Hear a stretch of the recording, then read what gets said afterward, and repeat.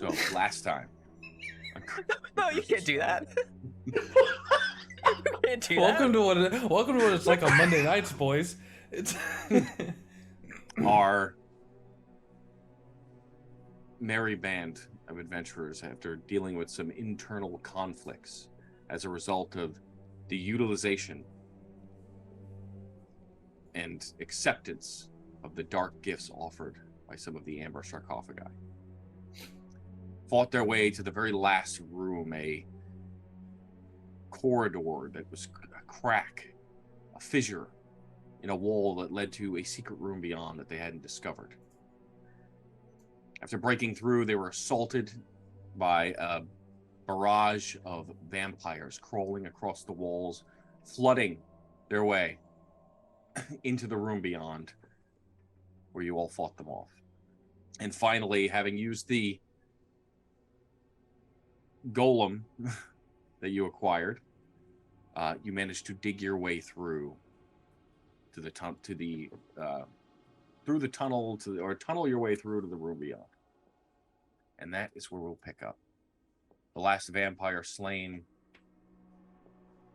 Blood quickly turns to ash on the floor.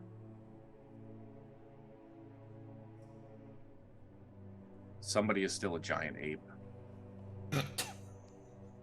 I don't. It's been a couple weeks. I forgot about that. First thing I saw when I logged in, I was trying to remember what was going on last time. Yeah, giant ape. Yeah.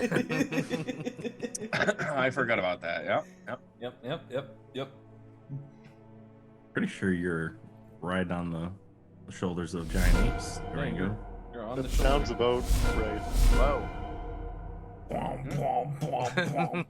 Apparently, it's my turn. Up next. I'm going to end the combat. There we go. It's been a few weeks, Boundary. folks. Who the heck got turned into the ape? It Oh, was Ash did. Ash did. Yeah. The only person that gets polymorphed in our party. There we go. He used the help. one. You're already so used to shapeshifting, you know, it just seems natural. Hey yo. Tens in full summer, just like head to toe, like practically matching the tone of his sunblade in just absolute radiant energy. Just like, yeah, that was fantastic, fucking fantastic. I don't know what you fucking did, and he points at Cole, but that was fucking cool. You, big ape fella, keep it up. Ah! Well, I had a conversation with an old friend last night.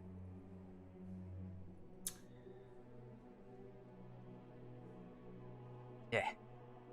No, it's, you know, just be expecting a lot more of it.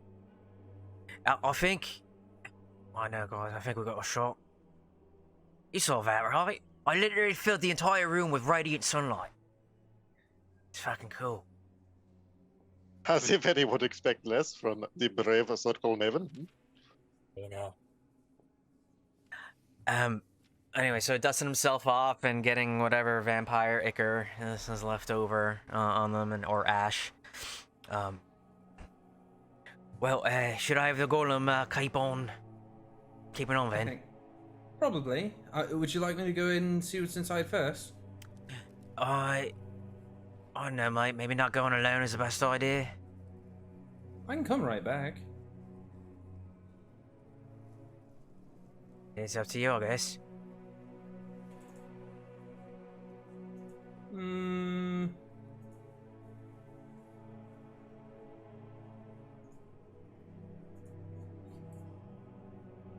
Nah. Let's dig through. It's the golem.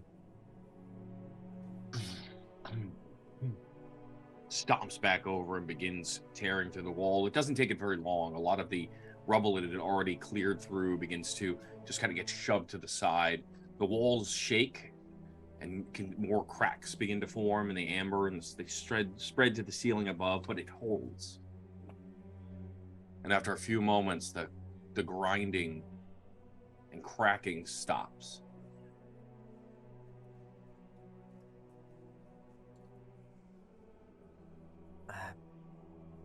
Yeah, I guess I'll start to walk in. I cannot move my token. I would if the game were unpaused. All right, I got it. There we go. I thought it was just me.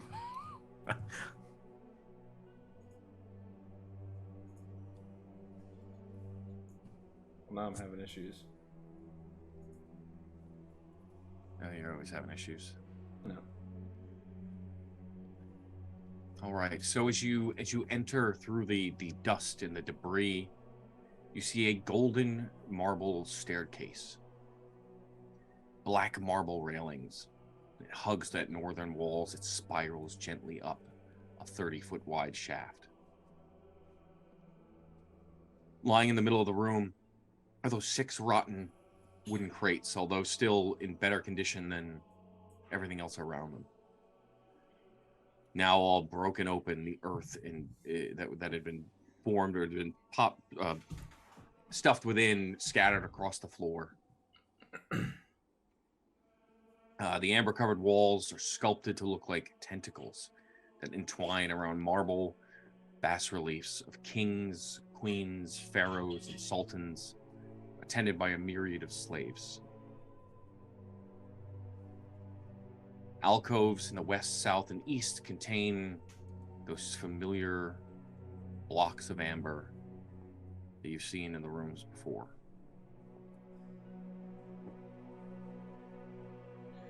Does anybody know why they're filled with dirt? Would I know much about that? Would I have learned anything? And Make a religion or history check with advantage. Let's see. I think I'm good with history. No, religion. Religion's better.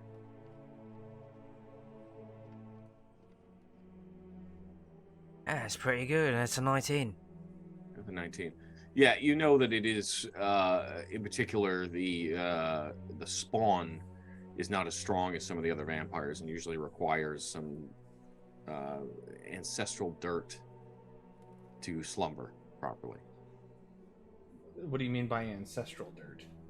Like from their homeland, if you will. Interesting. Yeah, I remember a bit of that in the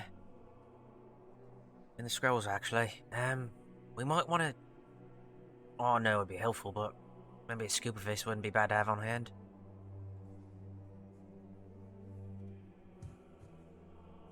Go over and just kind of grab a handful of dirt and find, I guess a pouch to shove it in or a pocket to shove it in. I don't access very much.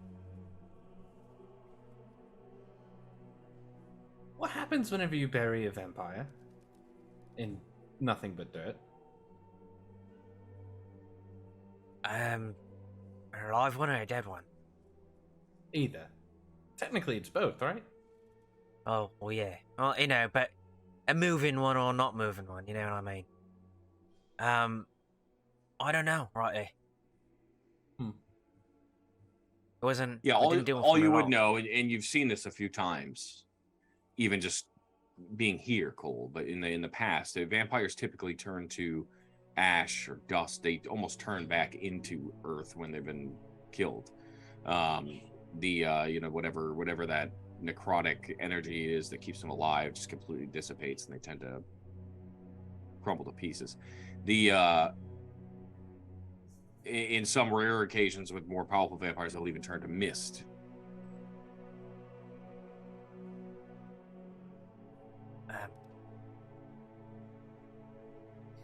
Yeah, it's sort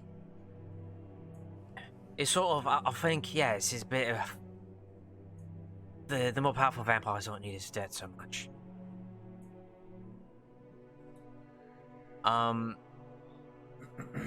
As he's sort of like ruminating about like what he knows about vampires, he's gonna go over to the Southern Crystal and sort of prim with confidence out of what he just did. He's gonna go ahead and touch it. As you lay your hand on it, you're pulled back into that void. that almost blackness with that orange yellow crystal sky. A figure approaches, not unlike the one upstairs, this skull wrapped in robes, brilliant colors, gold and silver filigree down them, an ancient gnarled staff in his hand as he whispers to you. The gift of Tenebris is what I have to offer. I don't know if I'm familiar with that word. It is a name. And what does that name mean to me? What does it do? What is this gift? Everlasting life.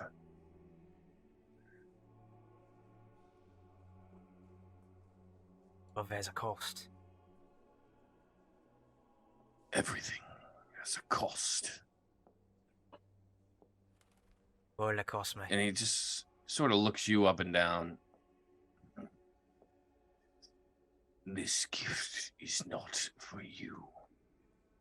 And he just sort of waves and you're pulled right back out.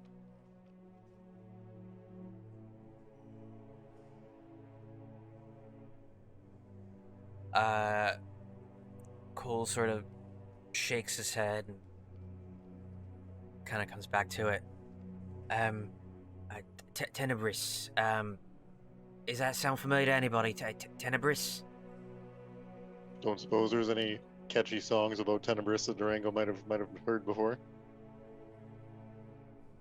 Muted. Yeah, make a history check. Why not? Maybe it's at this point. Tins is leaned against the marble staircase. It's 19. So with a 19, you have heard of Tenebris because while it's not, it's Tenebris is a demon prince. So I don't know that you've heard of it in much song, but you've definitely heard of it through other means. In particular, it works closely with Orcus, the demon prince of undeath. In fame, he was a demon prince that was an incredibly powerful magic wielder, right? Like a wizard that rivaled even Mephistopheles. Or Asmodeus from that perspective, I guess. Durango feigned shock, looking at Cole. My friend, it is strange to hear the name of such a powerful fiend on your tongue. As I sort of said to me, this might be the one Strahd took. It's not. Doesn't make him damn pure enough, and better makes the eternal life, it seems.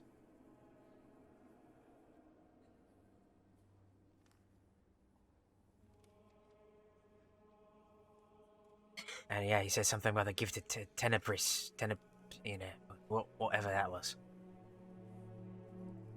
This, my friend, is a most interesting development, Durango says as he's like taking steps slowly backwards, and he seats himself upon the amber sarcophagus on the east side of the room and rests a hand on it. Okay. As you are pulled into that space, a brilliant, sickly yellow light is all that you see, almost like a star in a completely black void of a sky, whirling in an abyss, a whole galaxy seeming to flow somewhere in the distance beyond. And this voice just rings out in your mind. The dark gift of Zudan, the corpse star, can be yours. The power to raise the ancient dead.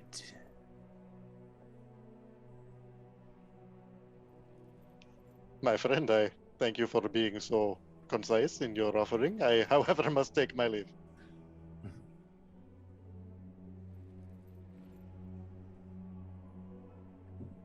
Right, and you are, yep, and so you refusing or pulled right back out? You must forgive me. I am not knowledgeable in these stars, but are you familiar, any of you, with a corpse star?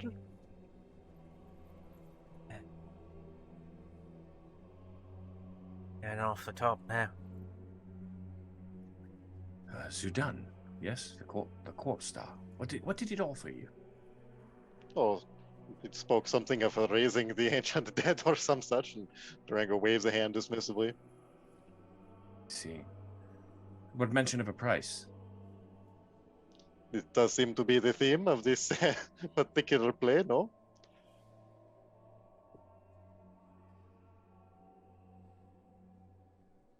So I'm blanking on his name, but the elf that's with us, Casimir. Casimir, thank you.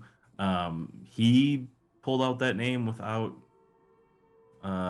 Durango saying it out loud. Make a.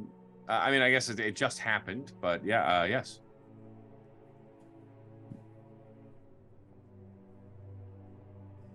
Can I see if there's any particular reason he picked up on that without? Make an insight check.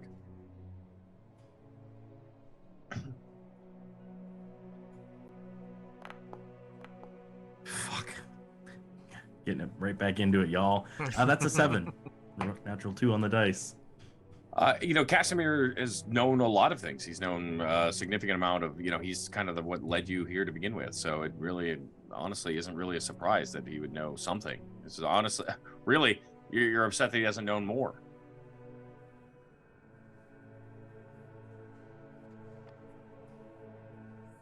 Ash is gonna go sulk at the bottom of the stairs and look up. Rango, I don't think these things want to talk to me. You want to see what the other one does? Do not take it so personally, Sir Colin, and he gives him a pat on the shoulder as he walks by. There is no accounting for taste in this world. And yeah, he reaches out and lays a hand on the sarcophagus. Right, and once again, pulled into that amber void. A soft voice whispers somewhere perpetually behind you, this blackness in the corner of your eye, Durango. I am here to offer you the dark gift of the vampire. Do you seek power in eternity? My friend, this is this is quite an offer. Perhaps you could tell me more. Durango does his best to feign ignorance. It is a small sacrifice to prey on those who are lesser than yourself, to sustain your immortality. Think, Durango Fortescue, what you could achieve with an eternity. Power.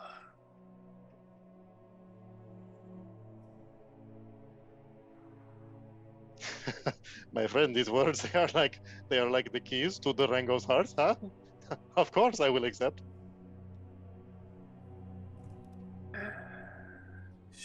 And you immediately you feel that presence just like envelop you, right? And in a moment the warmth is replaced with cold and then warmth again, but then you don't feel anything. Flashes, images appear in your mind, and then you are pulled back out into the room again. It would appear that this is not occupied, my friends. We should be on our way. Insight? Yeah. Got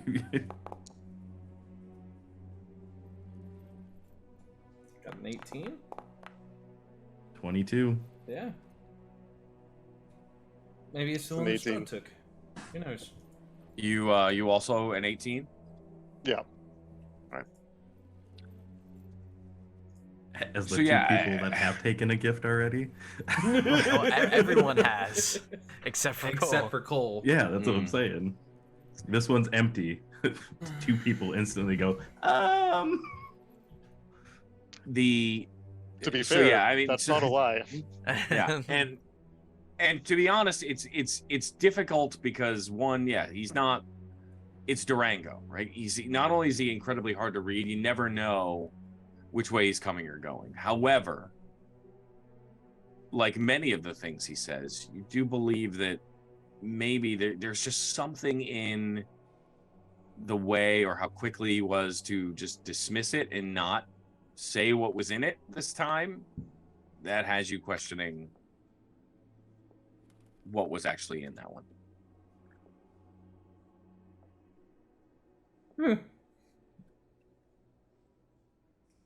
Guess they all can't be winners. But who knows what lies ahead in this most promising stairway? Going upward for once? Not deeper in the bowels of the earth? I should probably leave the golem down here. Oh no, that doesn't seem wise at all. And Well, he pulls out that wand that he found a while back, and he's gonna use a charge from the wand of secrets while he's in the room. I just don't want it to crumble our way up, you know. He's heavy. Which should get the majority of the room from where he's at. I will say, Jay, you see this, and it's only in a moment, and it's very quickly, right? Because you were everybody was kind of focused on Durango in that moment as he was locked into the amber. Out of the corner of your eye, you see movement, and it is Casimir. And as quickly as you see him, he suddenly vanishes from somewhere over on that east sarcophagi, that corpse star of Zidane.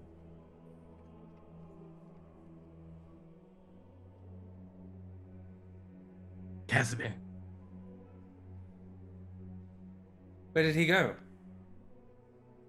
I don't know.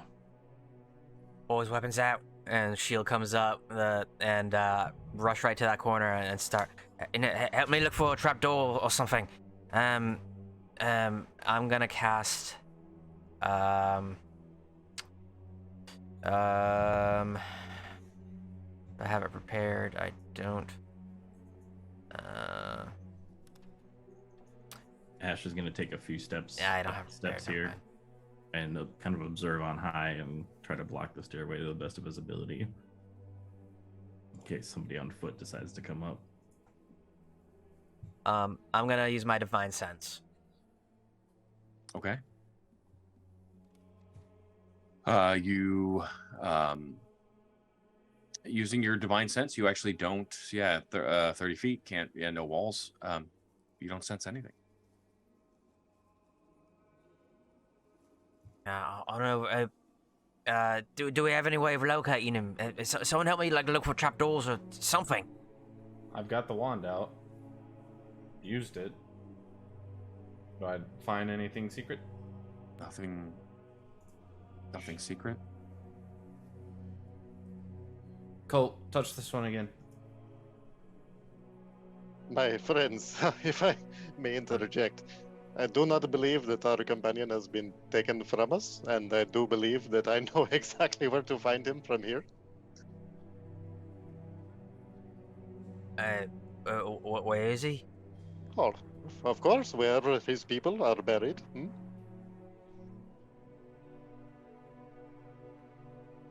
Makes sense. If that gives the power to raise the dead. And Sveta, make an insight check with advantage.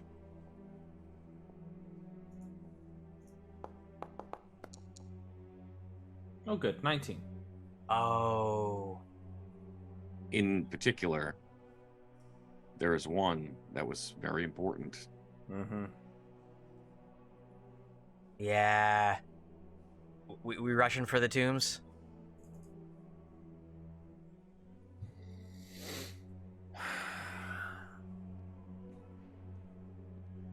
I can't remember which one was important. Okay. In particular, his sister. That's what you mean. Okay. Yeah. And this was the one that had the corpse star, right? Correct. So he's going to raise his sister right now. We should run to the tombs. My friends, you tell me that you wish to interfere in this? Ryan, you can't just... Who knows how long she's been dead? You've got to know it's a bad idea. Just, again, because Chuck spent a significant amount of time with Casimir and they spoke about this. His sister was killed in Ravenloft Castle. Yeah. Oh.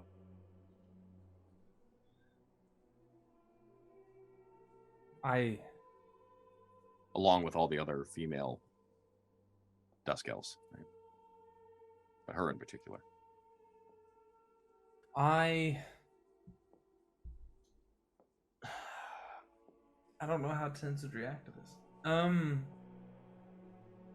Just tend to share that information out loud. I mean, yeah, he's probably going to get his sister or one of the other female elves from Ravenloft Castle. It's a suicide mission either way at the moment. And JD, would I, having spent significant amount of time with him with a 19, would I think that we would have given him enough hope to actually do something so asinine and stupid? Muted. I'm thinking. It's difficult because elves have, in particular, have aeons to deal with emotion and learn how to mask it. So you didn't take him for being that reckless, but then again, you think back on this entire mission. Yeah, fireballs. And the whole thing has been a little wreck. Just coming here. Yeah. With no real, just because based on a vision that he'd gotten from that same sister, right? So all of it is kind of pointing to the fact that this is what he came here for. And as far as Tins is aware, he doesn't know how to use teleportation. So, correct. That's why I kept pressing this on and on. Tins waves a hand and he just says he's either going to wait for us outside of the temple or die on the way there. Or he'll die at Ravenloft. One way or another. Frankly speaking, I don't think it's got anything to do with us anymore. And if he dies at Ravenloft, then there is a void there with the other Dusk Elves that we could possibly fill. So... Take heart, my friends. It is quite a long walk from here to the castle, and such a stroll can do wonders for the planning and considering ideas. Perhaps he will calm down, think twice. JD, how nice is this staircase in comparison to the rest of the temple? Compared to the rest of the temple, it's pretty extravagant. I mean, the entire temple at one point you can tell was quite beautiful and just well crafted. Right, in its own regard. Now, just cold and lifeless.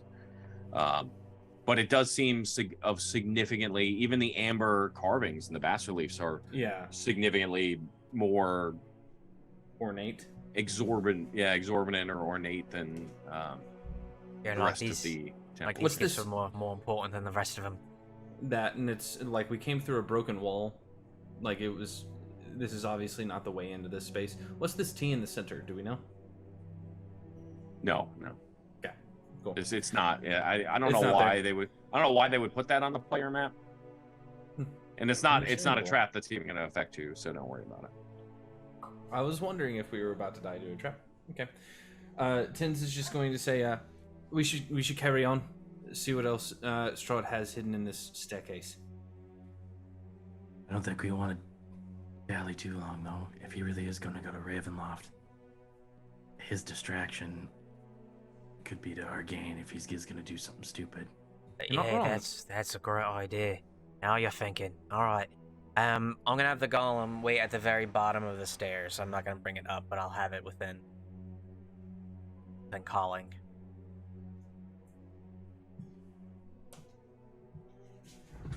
Oh boy. Why, Casimir? That's one way to get rid of the giant apes, dinosaurs. God. Glad we cleared out the rest of everything else in here before that happened. Wow. We would not have survived without his spells. There's no way. I'm getting there. To be fair, though, if we had gotten to this point, we wouldn't have needed to go into the rest of the rooms. True. Granted, we also probably would have got our asses beat by the vampire spawn here. Yes. Oh, nice, cozy.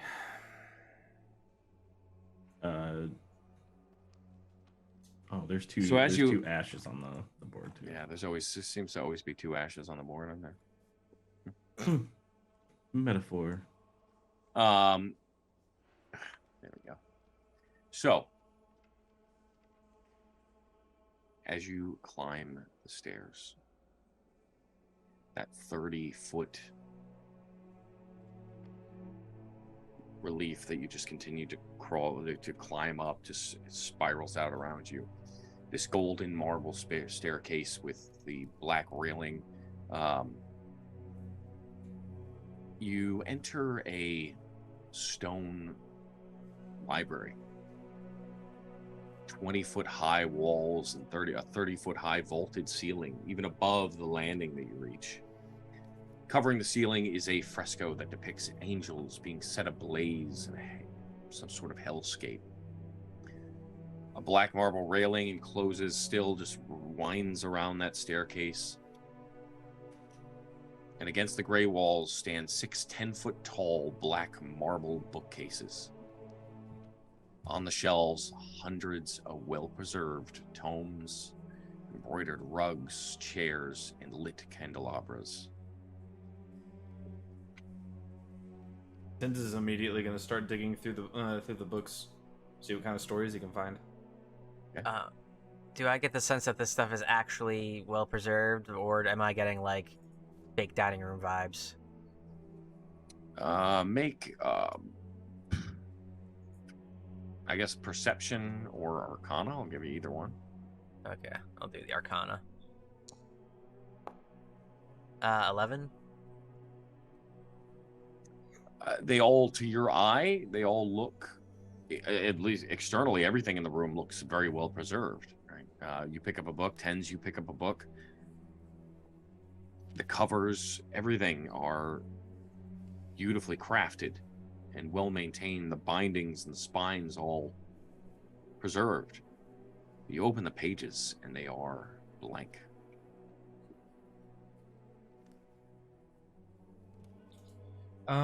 As someone with the illusory script spell on my spell list, does it seem like there might be something hiding this? Make an arcana check with advantage.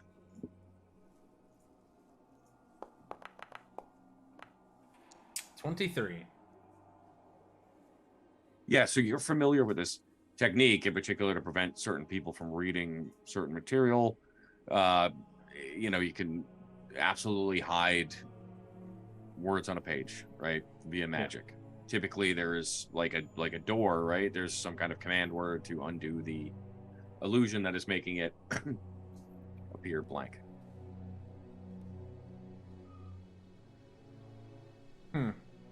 Interesting. Are there any titles on the spines at all, or any writing on them whatsoever? Just blank. Nope. And then everything blank. Yep. Hate this. Okay.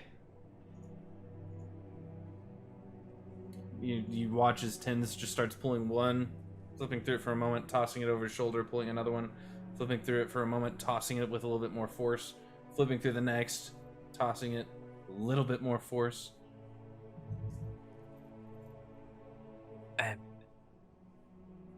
It's just a blank library, isn't it? No, it's not. It's magically hidden. Everything here is magically hidden. And it is incredibly frustrating. Well, they had to be able to read it somehow. Does Ash see any doorway out of this room? Make a perception check. Perception check. Durango snap. 17. You do not. Um, Looking around, it just seems to be the bookcases, the library, the staircase. There's no, despite the fact that the candelabras are lit and everything is well maintained, it's completely enclosed. I'm gonna bring one of the books over to a candelabra and see if the light like reveals it or something. And kind of test the light, go back and forth from corners of darkness. Yeah, you bring it over and kind of try to see if you can get the right angle on the whatever lettering. Nothing. Mr. Tens, my friend, I am so sorry to interject in your studies. I do recall you coming across some sort of stick of seeking secrets or some such. Perhaps this would be of assistance. The problem is that it points to the nearest one. If I go near any of these books, it'll go to. You see the problem? Can we just leave? And you see Ash just trying to prestidigitation the candles out. Mike, Durango lounges out in the chair. Perhaps we could linger for an hour or so.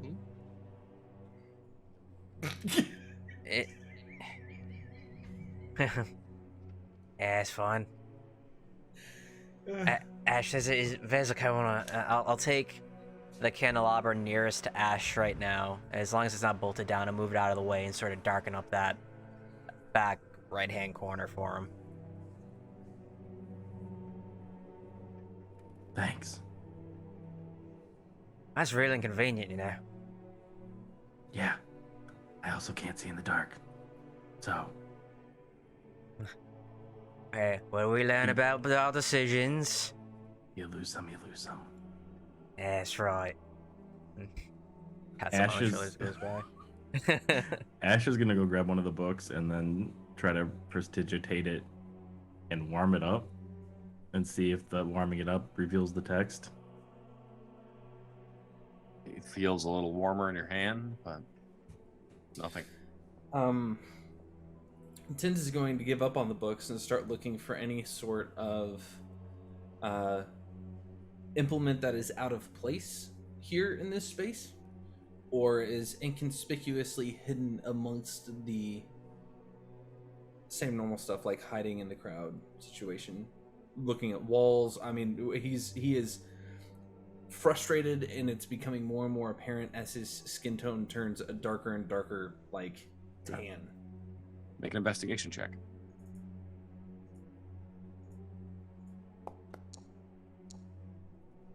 20. Dirty, nasty, 20. disgusting, filthy. Yeah. So looking through the walls, like it's looking for everything, right? You're essentially scouring the room, and judging based on just your sense of direction and kind of where this room would even sit in the temple. You start to search that western wall, and very quickly you find the latch hidden amongst the elaborately carved woodwork. A sequence of switches that opens a wall beyond into another small, dusty, cobweb-filled, just kind of like small corridor. Is there anything in here? Nothing. I'm gonna pull the wand out and flick it out. Can you read the description on it for me?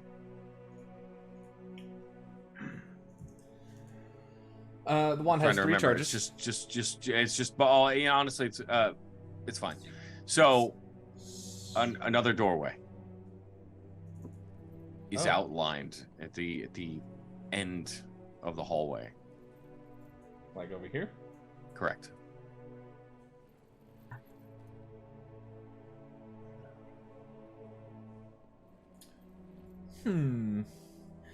Unfortunately, I have to open it. Down to 1 charge. Yeah, we're rolling initiative, I guess, right? Before we get our short rest. Why, Mr. Tens, you must be exhausted after your hour of searching.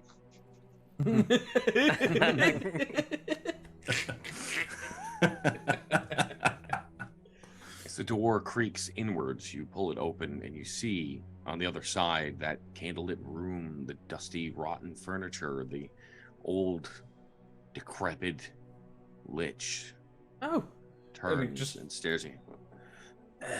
You have returned. it's not on purpose. Sorry, don't mean to disturb you, sir. And he's just gonna like close it back.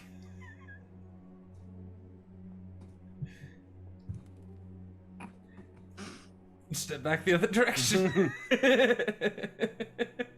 I'm so sorry. I didn't know you were changing in here. Pretty much. And he'll step back in here and be like, dead dude's the other direction. You're gonna have to be more specific. We've come. Dead wrinkly dude that has I can't remember his name. Also, okay, dead. Okay, that clarifies the 1 to 2 people that match that description. Who's the other one? I'm confused. We met the wizard in the woods. He probably took the eternal life one and started dead? putting 2 and 2 together. He couldn't remember his name either, so. I don't think that has to do with him being dead. I don't think he was dead. This guy's Right. actually dead. Well, that's what I'm saying. That was the clarifier I needed to like understand who you were talking about. I said dead dude, not dude who couldn't remember his name. Yeah, but then I asked which dead dude because we met a lot of dead dudes, and then you said the dead dude that I can't remember his name, and I got confused for a second. But then put the dead dude with also not remembered his name, and I was like, oh, I got it now. Gentlemen, please, I could listen to you talk about this for another hour, but perhaps we could be on our way. He just keeps going for it. It's great. Is there anything on the table? Anything underneath the rugs? Anything else in here that's worth searching? Like I'm just Tens is on a fucking rampage looking for an answer as to why he can't see in the books. It's probably his library. Why don't we just ask him? This guy, it was a secret door hidden behind a desk. In his bedroom. Cole's gonna go over and open up the. I mean, to be fair, he didn't kill you when you opened the doors. So that's probably a good sign, right? Debatable. Well, just say this is. I guess is it. Right, so after 56 minutes of searching, you make your way to that far door. You open it back up. That lich turns to you again. The skin taut, the pull to his face.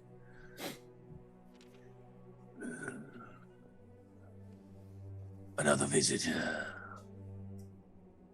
Oh, hello. Sorry, I didn't. Did you know there was a door in your bedroom? I forgot that was there. Yeah, it's a bit weird. What was do you ever leave this room at all? I feel like I used to. I would assume that's Can't correct. remember why. Most people just have daily lives. They, see relatives and get jobs and that sort of thing. So a hypothetical question for you: if you had a book and say you opened it up and it had no letters in it, but you think there's letters in it, what would you do with that book?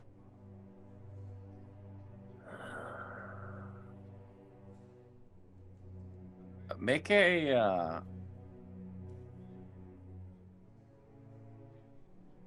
persuasion check. Oh, I'm so glad you said that. It's the thing I'm proficient in. That is a 19.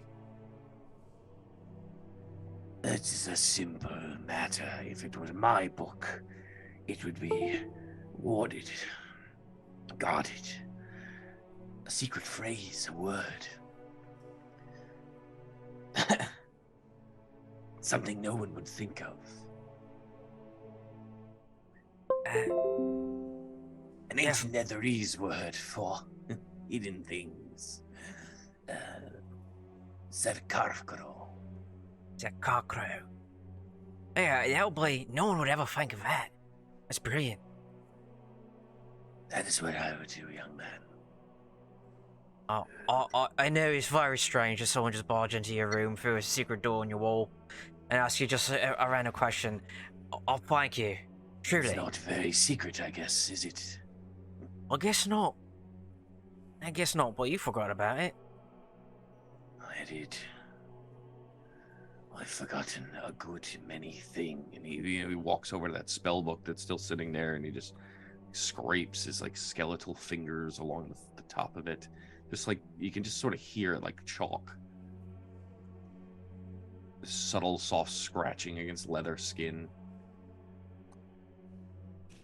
Oh, yeah, that's lovely. The other hand reaching right back up to his head and just digging into his scalp the same way it had been, just sort of. Well, you look quite busy, so I will leave you to your ruminations.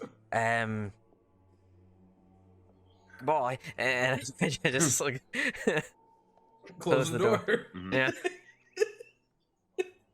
Come back out, close the other one.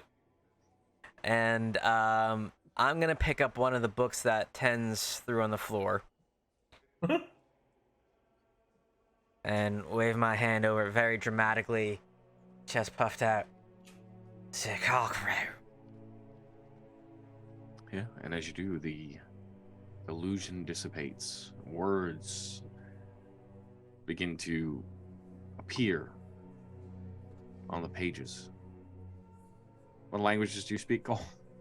Oh, great. I'm sure this is Netherese. I don't speak that. What do I... Celestial, Common, Elvish, and Infernal. Yeah, no, it actually appears in Common. Oh. Outlined.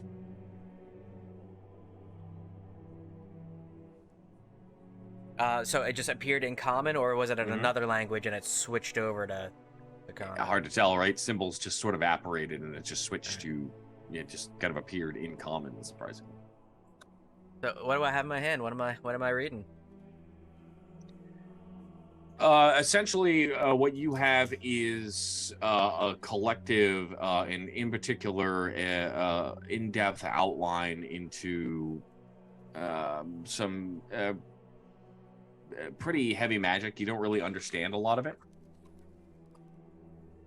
to be perfectly honest, because it's a little above you. From a just from a again, it's make an Arcana check. Okay, not bad at that either. With that roll, that's a 7. Yeah, so it's hard to tell because it's a lot of ingredients and technical, almost like wizard mathematics. Like it is very much a wizard's spell. Something to do with flame, like creating flame and certain space. And...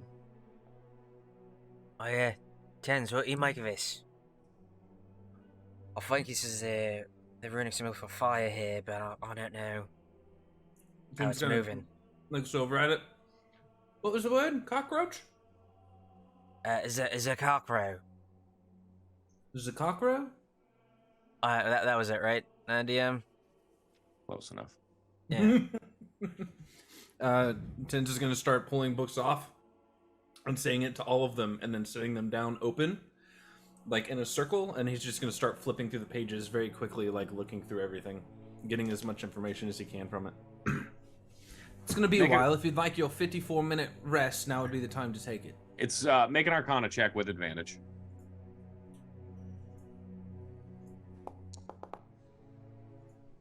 $19.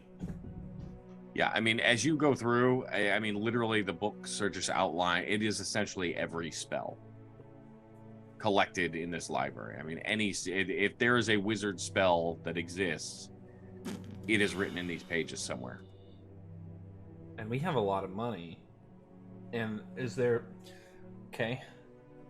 DM. Have we seen materials for scribing spells in this temple, either over in Lich Boy's room or in this room? You have not.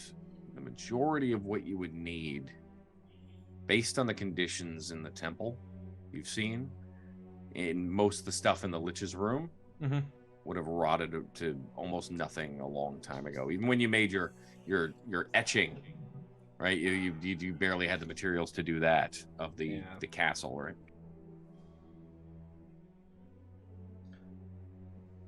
And Casimir had the stuff in his study, though, right?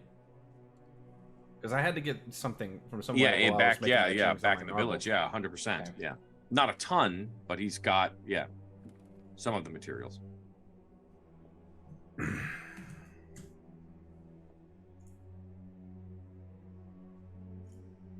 All right, so I'm gonna request something here, DM, and you can say no to it. I'd like to find all of the,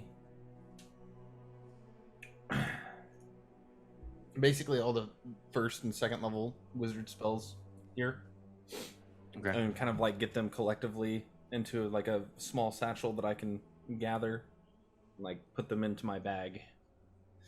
Because I'm gonna what's your background? Investigator, right? Specifically, it's... Jeez, I haven't looked at that in a while.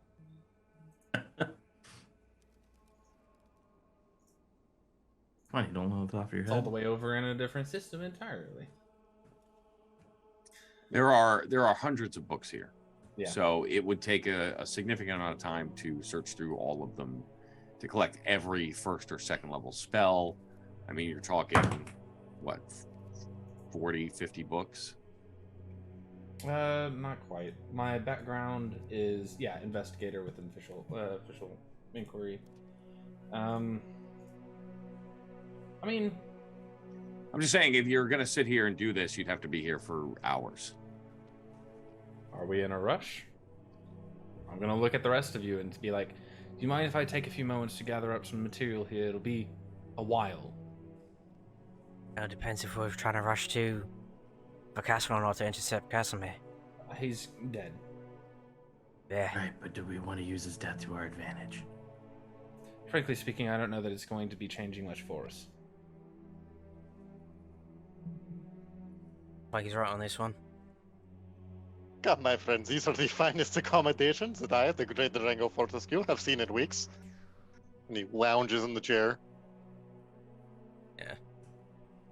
Cole, grab whatever he has the best chance of comprehending. Somebody bring me one of those rugs. And if they're gonna let me take the time to dig through all of it and gather stuff, I mean, I'll take it. Make an investigation check. Cole, are you helping? Yeah, like I'll give him a hand because I'm just looking for reading material, but I'll pass off anything that looks vaguely understandable to me to tens. We're going to be looking for simple, the simple stuff. We're not looking for the highly advanced. I'm not going to get to that point before we storm the castle, as it were.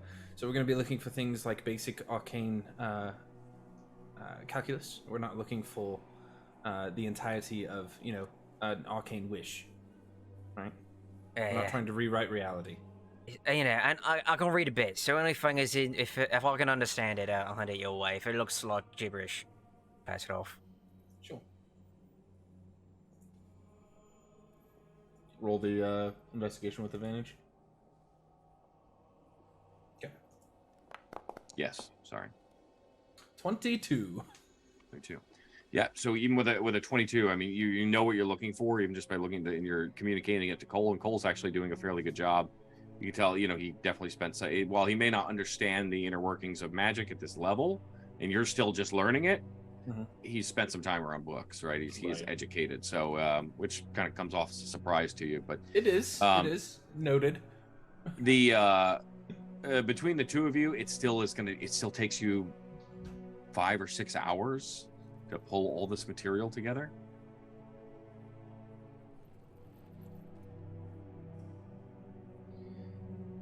How many books are we talking about here? It's every first and second level spell, so we'll just say between all of them, we'll call it 15. 15 books? Yeah. Many of them containing multiple different iterations and Of the same some spells. variations and some of them going in depth and having multiple in specific schools, yada yada. Sure. Okay. Thank you, Cole. I do thoroughly appreciate it. It's been a while since I've done research. And over the course of like that period, he went from summer to winter as he started focusing in more and more on the actual like study of the situation. Ash fell asleep on one of the rugs. Durango's looking for sheet music. If there's any old songs tucked away in the library. Make an investigation check.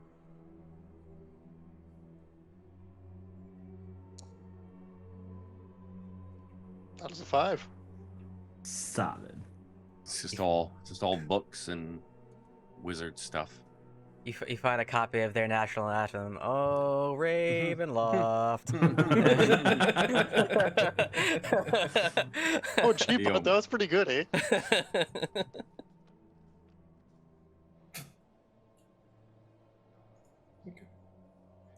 So you collect all the books, you put them together, you stack them up. Start shoving them into bags. Okay. On top of the millions of coins that we've picked up. Yeah. Forgot about that. I forgot we're rich now. Yeah, I just need to know the exact amount of money I have in my pockets, because that's going to matter here in a bit. I mean, I gave you all the values. So. Yeah, I mean, I got it. Oh, I gotta go find it again. 904 gold. I got 16,500 copper. I did not.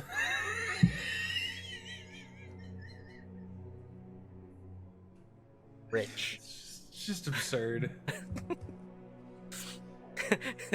He's just got like 2 vault bags that he's carrying around with him. Like big canvas bags. But no wooden horse. Yeah, no fucking wooden horse. I'm so angry about the fucking horse. Tins is upset. Anyway. No, as the hours drone on, you find yourselves ready to go. The temple is still cold, quiet around you.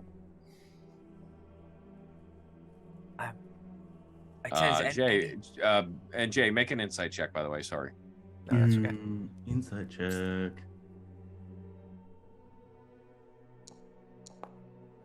Not whatever that is. 8. Yeah. Despite everything, while you've been kind of sitting here and sleeping, and it's just been you and Durango, the other 2 were searching. Despite that initial like reluctance to give any information, Durango seems completely normal. Like there isn't a single different thing about him.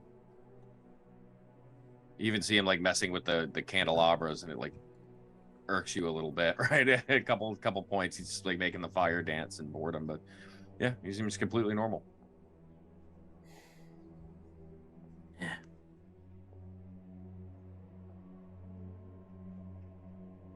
Roll over. Then roll back over to make sure I'm not facing away from anybody. Or my back's not to anybody. Tens, in those spells, I think this is possible. I just don't know how advanced it is. Is shrinking or enlarging things? Is that something that you know how to do?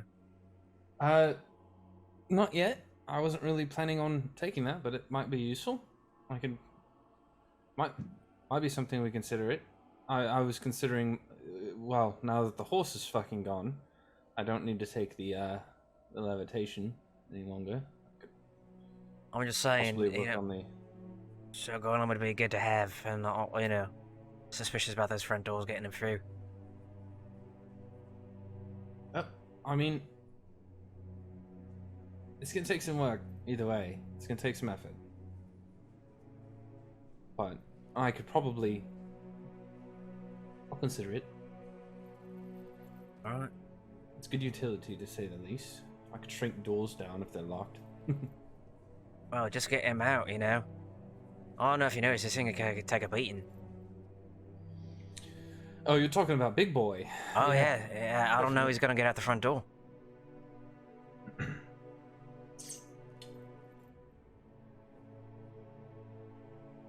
Wonder how he got in here, if that's the case. You think he was built here? Yeah, probably. That's what I assumed.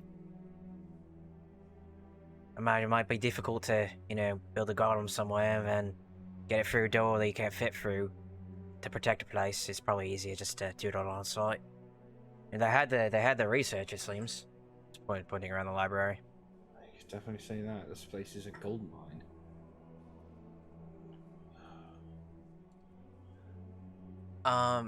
The fresco on the ceiling. Does it remind me of anything in particular, like a particular good versus evil battle or something that code you know Make about? a history check.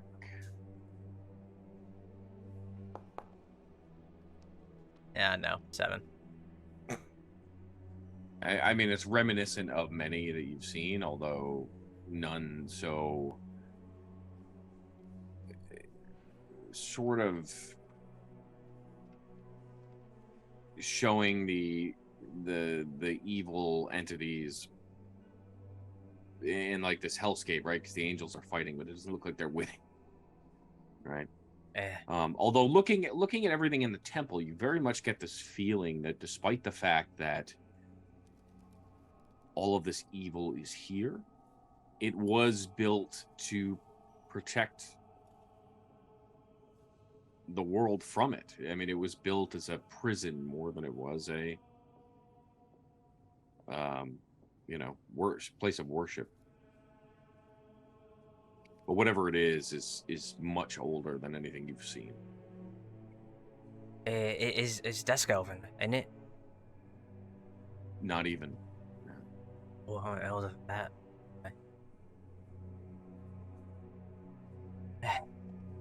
Yeah, it's just interesting. Yeah, I've never seen a place of its kind. We got painting like that back in Casata, but nothing like that sort of graphic. Yeah.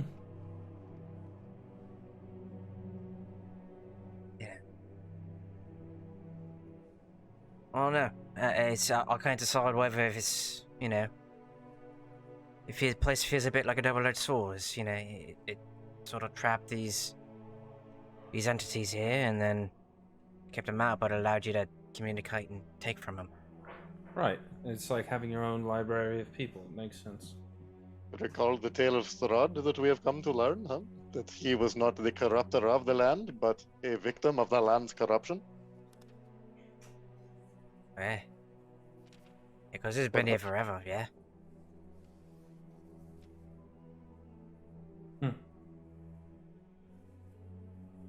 I would almost feel sorry for him if he weren't such an ass. What's that? Why do you feel sorry for him? He's a dick. Well, he wasn't always a dick. He's a prince. And as Tens is talking, Durango's playing like sympathetic music behind his words, like theme.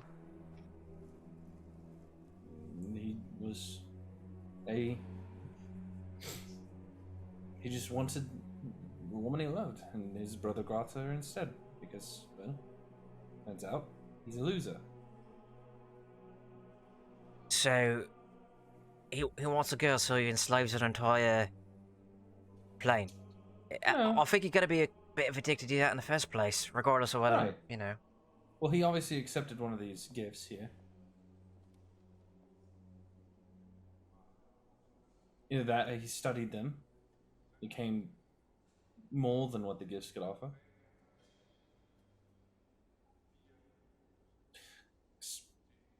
Sort of hoping to find that in here, to be honest. Like a breakdown of all the gifts in there. Their faults. Well, I don't think that's a problem for him. If he can have all of this to himself, and he kind of like motions to, like, blandly to the books, he's obviously intelligent. highly intelligent. Has had the time to study it all. Could easily just memorize everything with all the time he's had. It's kind of like the courts back home. We have wizards and archfey back home that do similar things. They have all the time, literally in the Feywild, to do whatever the fuck they want, and they stow themselves away into chambers and study until there's nothing left, and then they get bored, so they start fucking with people. So, what do you do about it when they stop? Usually they're caught wizards, so you can't really do much about it. You find ways to fuck back for what it's worth. That's why I'm adamant at getting rid of Strahd. He's not one of us. Yeah. He's just a human asshole who's gone out of his way because his heart was broken. Love is a fallacy. I don't know, mate. Still seems a bit extreme to me. Like I said, human asshole. Yeah. I don't think he understood how much time he had until after the fact. So. Well, speaking from somebody who has a limited time in existence, the idea of eternity, it's hard to wrap your head around. Well, I don't have eternity, but I have more time than you, and it's not that difficult to wrap my head around it.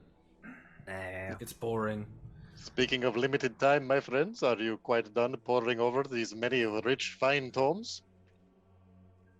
I don't like a tone, but yes. I pick up like the last light spell and just.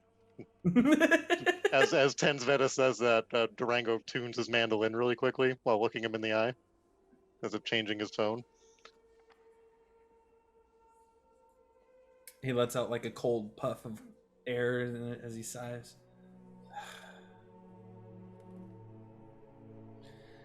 Shall we acquiesce then? That's a 5 gold word. What does that mean? Leave. Yes, for the love of God. Which one? Pick one. He looks at Cole and goes to point and goes, no, never mind. Do we feel that we have learned what we have come here to learn, my friends? Or are there other doors that you require the great Durango Fortescue to cast open for you? Oh, can you do that again? My friend, Mr. Tens, and Durango strikes the Captain Morgan pose with the chair he's currently sitting on. You know, one leg up, leaning on it. Do you doubt the great Durango Fortescue?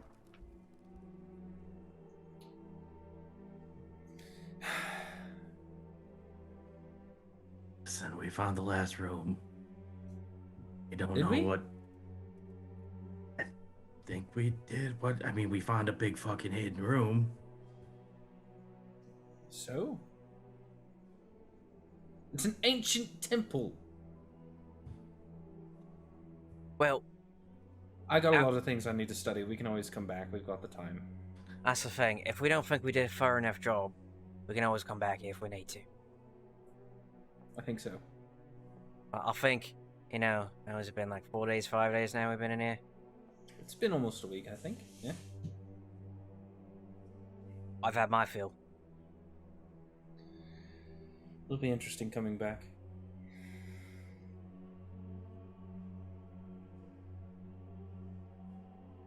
He'll motion to Ash to follow. Like, he's gonna follow Ash. By all means, lead the way. Ash is still looking pretty beat up and bruised.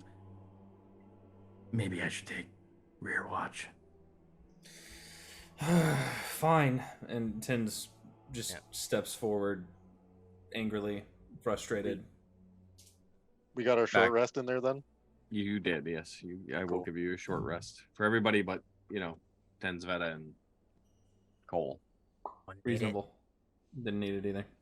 Right. So, for the sake of brevity here, do you come back the way you came, or do you go back through the Lich's room? I'd probably want to go the way we came because of the golem. Yep. back down the staircase, through the cracked wall, through that treasure room, across the courtyard with the broken statue of that nameless god, up the long stairs to the entryway. Somewhere around here, yes? Mm-hmm. Good. Cole, your fear is realized as you approach, and the exit is just too small for that golem to exit through. Do not like turn sideways and shuffle. You see, the thing is, he's got that spike on top of his head. If he didn't have that spike on the top of his head, he could get angle and it just. We can get rid of that. It's not working, mate. We I'm can get not rid of trying. the spike. You do not. Yeah, the touch entrance, spike, the beautiful entrance spike. just at the top of the stairs is about half the size of the golem itself. It's not even the hallway as much as it is that as everything gets up, it gets smaller and smaller. Well, perhaps whenever I study this spell that we're talking about, I'll come back and get it later. Before we go up to the castle. Yeah? I'll leave so going on. And he goes up to the golem and he's slightly. Alright. Well, you take care of yourself, and he starts dusting amber crumbs off of the ledges of his armor, and make sure you're eating, and don't let anybody come in, stay here and just don't let anyone come in. Perhaps we should study. Are you going to take the thing that binds you to him with it? Or are you going with Oh you, yeah, or are you going... this is mine, no one can have him. No, I mean, fair enough. Fine, by all means. Maybe you tell him not to let anybody else come in here. Maybe the last thing I think after I go a certain distance, he sort of shuts off. Oh. Maybe he could grab some of the rubble and seal the door behind you. We can always come in through the crack in the wall, right? Well, once he gets close, he should be able to command the golem to unblock it again. That's true. I'm gonna move him into the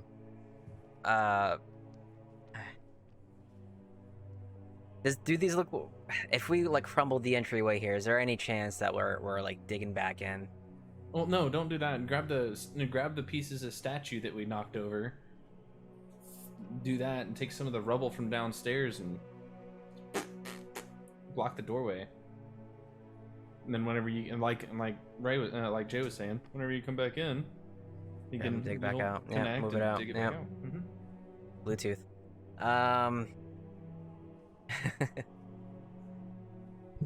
And let me just make sure it's not on site, because if I have to see him to command him, I don't think so though. I think it's just a radius thing. How to keep your pet safe. Yeah.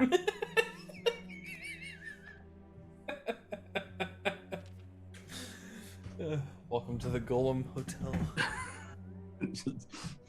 Well, Now, Gollum, lock the door. will, Don't come in for anybody else but me. So I would say, if you're trying to accomplish this, where you're trying to barricade the entryway, and you can do so. It takes a little more time, but you stack the. I don't know why you're mentioning time. Casimir's dead. It's fine. You manage to stack the stones up and create enough so that you guys can get out before he kind of seals it off. All right. As you look back, it's a single, what you imagine is a tear for a moment, but it's just a bit of dust and like rock that kind of falls from his face. I'll miss you too.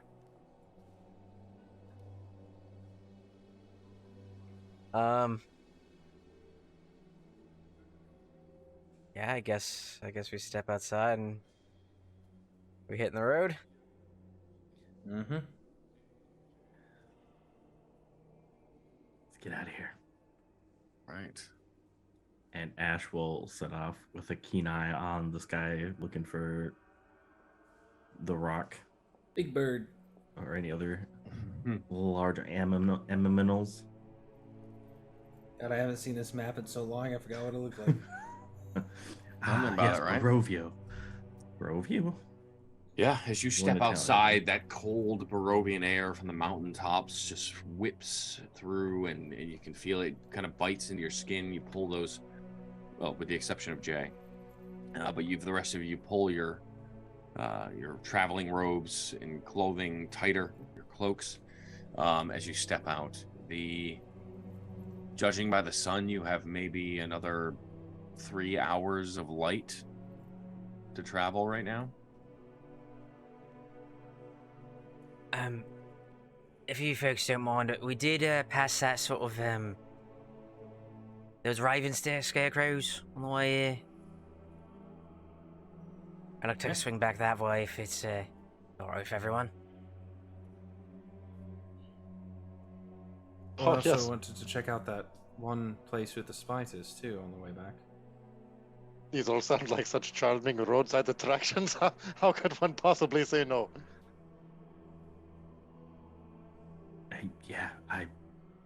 I have a choice at this point.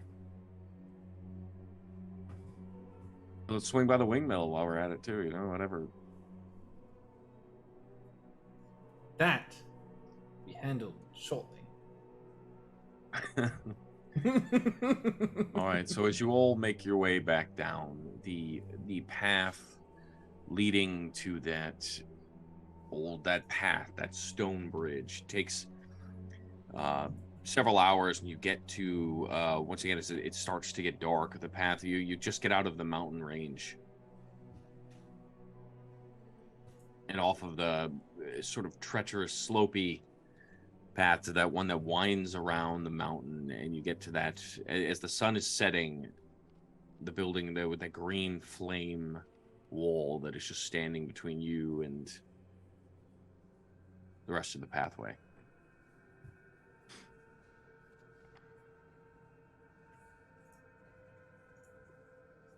And you said it's starting to get to be dark again. It is at this point already dark. Well, we might as well camp out here for the night. We got some.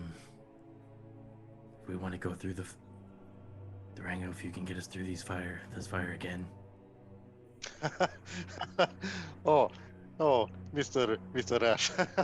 Oh, you do make me laugh. If. And with that, Durango pulls out his mandolin, strikes a dramatic pose, and just starts shredding, like supernaturally shredding, the kind of riffs that only a man with 6 fingers could pull off. Just showing off at this point.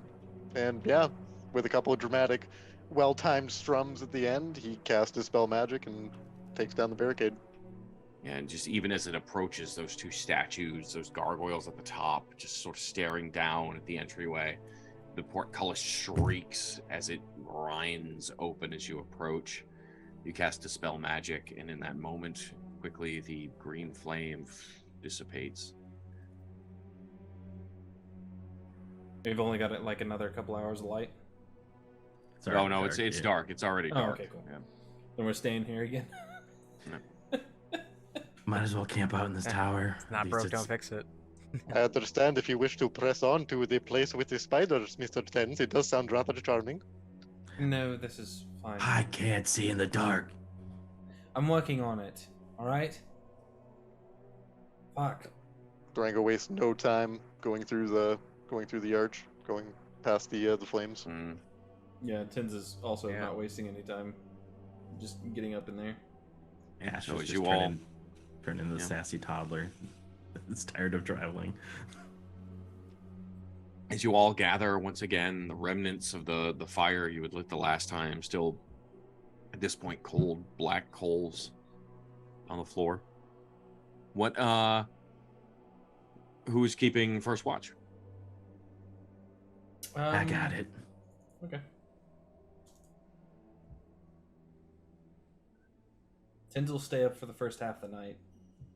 Okay. Since you can trance and kind of like half study. Okay.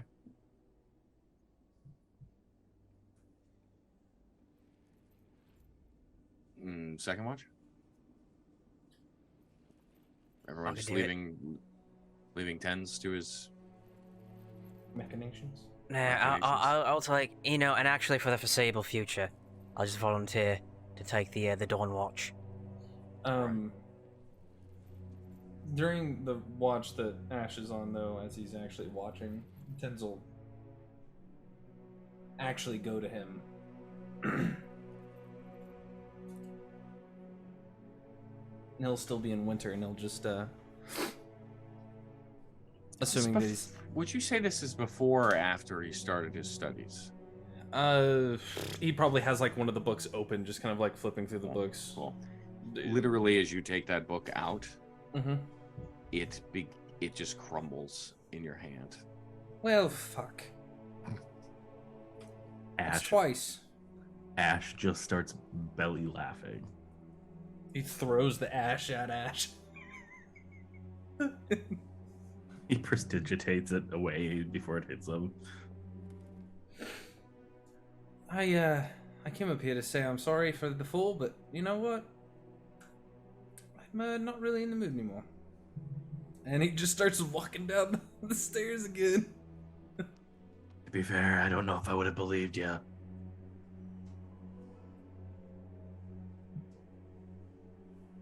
That's all I got. Somebody roll a perception check with advantage. Perception check with advantage. Or 2 separate perception checks, however you guys want to play this out. I rolled 17 with advantage. Sorry to whoever else was gonna maybe roll on that one. No, you're good. Staring out the stone windows, the wind howls, snow falls off the mountaintop. Somewhere in the distance, wolves. Otherwise, quiet.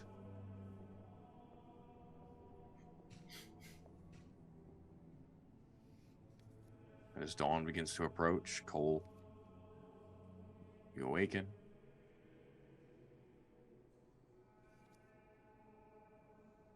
On your own, go ahead and make a perception check. Yep. And, At disadvantage because you're doing your prayers. well, I mean, it's not gonna get much worse than that anyway, but, yeah, that was a 4. So as morning prayer is a bit of it's a special thing the Dawnbreakers do. Specifically, it's a bit of a physical exercise. And each sort of movement correlates to a different teaching of Lysander, and it's very, the physical activity is very much tied with the prayer. Yeah. So in the just as that morning hour approaches, you leave the tower. You go up to the top. It's your best view of the sun as it begins to try to creep over that overcast sky. Whatever rays barely make it through that perpetual cloud and mist cover provide enough warmth and comfort for you in the winter air to run through your movements, but you're difficult to pay attention to anything really going on. You feel like if something were to happen around the tower, you have a good vantage point, but you're focused on your movements, and the morning comes and goes and everything is quiet. As soon as the sun breaches the horizon, the holy symbol of Ravenkind starts to sort of just like a radiant outline sort of traces around the main gem as it gains 9 charges, which fills it.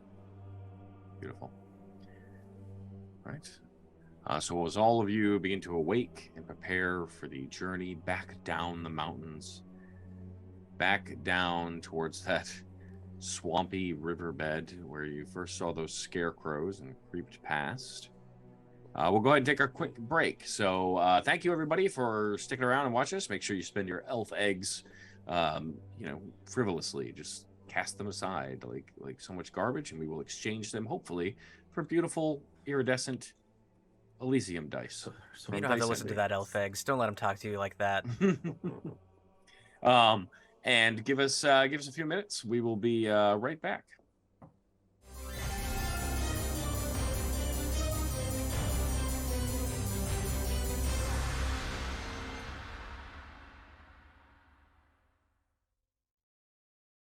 right, and welcome back, everyone. So, as the morning comes, you gather your things, you gather yourselves, make your way back out, cross that ancient stone bridge, eyes scanning the cloud-filled skies, looking for anything that may assail you as you make your way across it. But you move through, the land itself quiet, as if waiting or anticipating your next move somewhere in the dark. And as you make your way further, you climb down that narrow pass, slippery with snow, to the bank of the river that you followed to get here. Right? As I recall, you said that the next stop was that drowned city that you had passed on your way in, right? Hopefully I want to come up on the side on the way back. We have, it was like obelisks, I think, the way you explained it. It had a bunch of crows all over it. Mm-hmm. I remember I had to, like, cross the river to get there, so if possible, I'd like to go up the side that makes it easiest to get there. Sure. That would require that you cross the river from this vantage point, because there was no way up further up the mountain. So as you make your way again through the that gray sky, you don't find anywhere where it's more convenient. There's no additional bridge. It would require that you actually just ford across it in the freezing cold. The river itself doesn't seem to be moving incredibly quickly. It's not a rapid, but it's still, it's a moving river, right? So it's there, that has its dangers, but looking at it, you think maybe it's anywhere from 300 to 400 feet across. You're not sure how deep.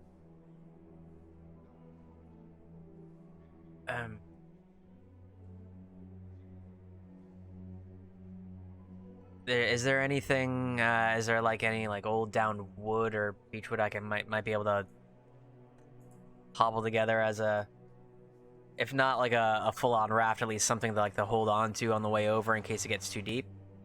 Yeah, how deep do we think it is? Yeah.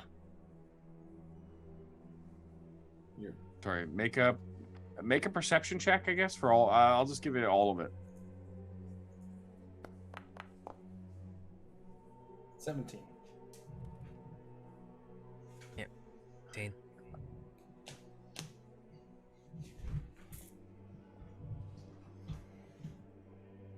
So I'd say with a 17, there is some wooded area that surrounds the banks of the river as you make your way there. It's not incredibly thick forested, but there's looks like another hill or snowy mountain that creeps up on your west.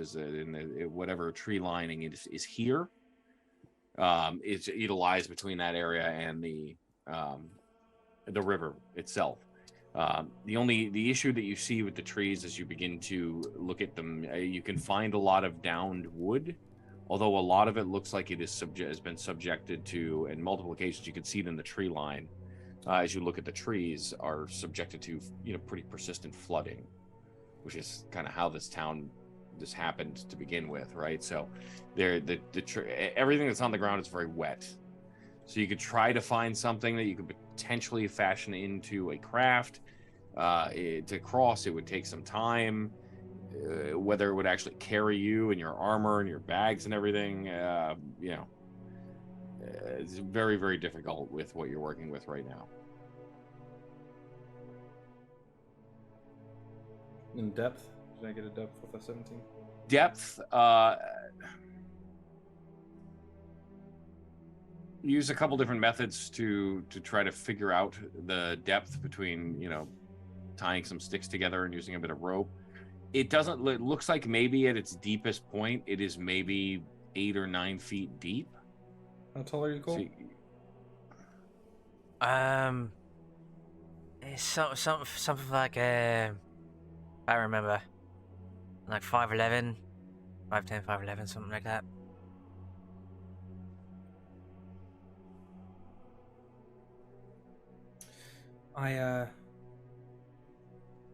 Before they crumbled into ash, by the way, the books are no more.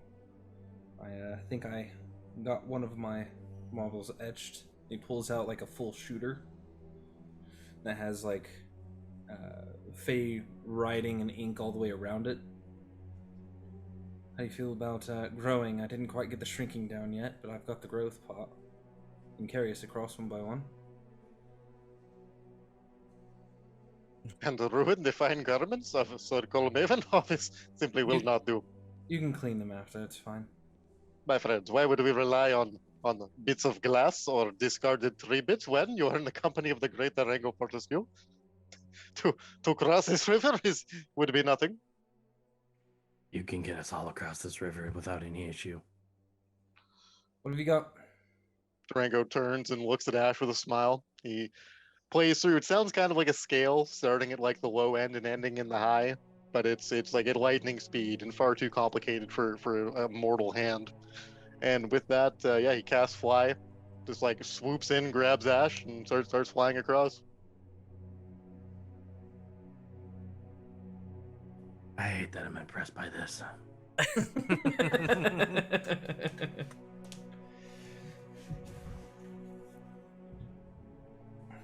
You gonna do that for everybody? Yeah. Okay. Cool. Hey, before you set me down, do a pass over this stuff that he wants to look at. See if we can see anything. It's still the city itself is still a couple miles away. I think you were, as far as I know, you were looking for a place early on to cross, and Yeah. so this is it. Never mind. Okay. You don't remember it being more convenient anywhere else. If anything, the river kind of splits and bends in weird places, and it gets very swampy further down. Durango easily, I'll say, if given enough time, within an hour, or right, is that how long fly lasts?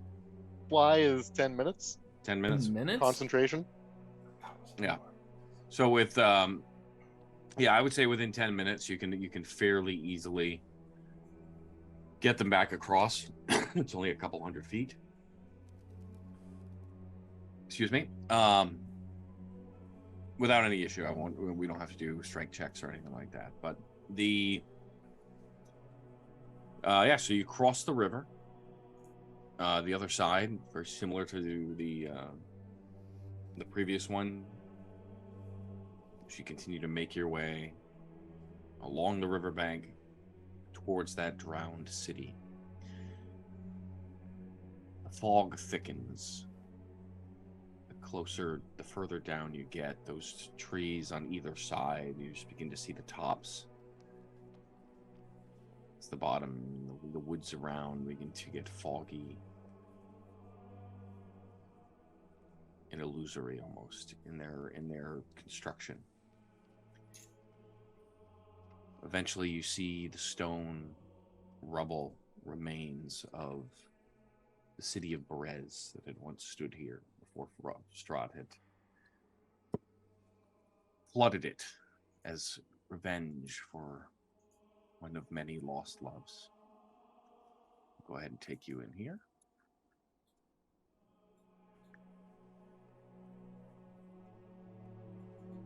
So you come in on this side of the river, this eastern bank. You see you can barely make out through the fog those scarecrows peeking over. All around you, there is a significant lack of animal sounds. You don't even hear the wolves that are almost persistently howling somewhere in the forest. The ravens that follow you nearly everywhere are scarce, if not present at all. And somewhere through the fog, you see over here, a little to the northeast, across another small portion of this river that splits off and just makes the ground even more swamp-like. The moss-covered menhirs that you had seen before, that slight glint that had caught your eye a week ago.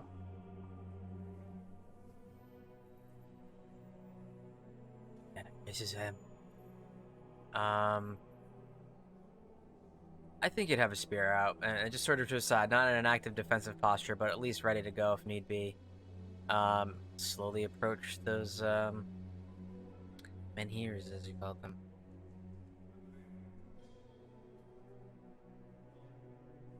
Okay.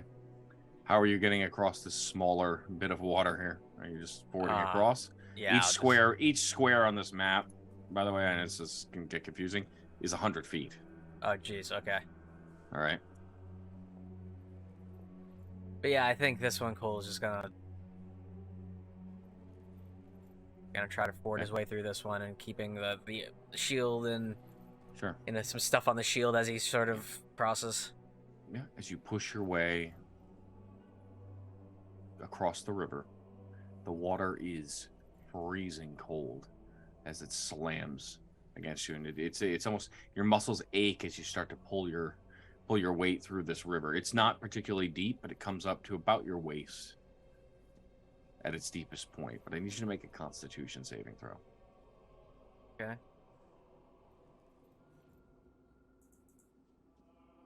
Anybody that's going across the river that way.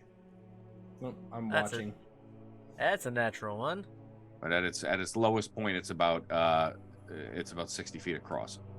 Yeah. So take a point of exhaustion. Ooh. Do I see him struggling?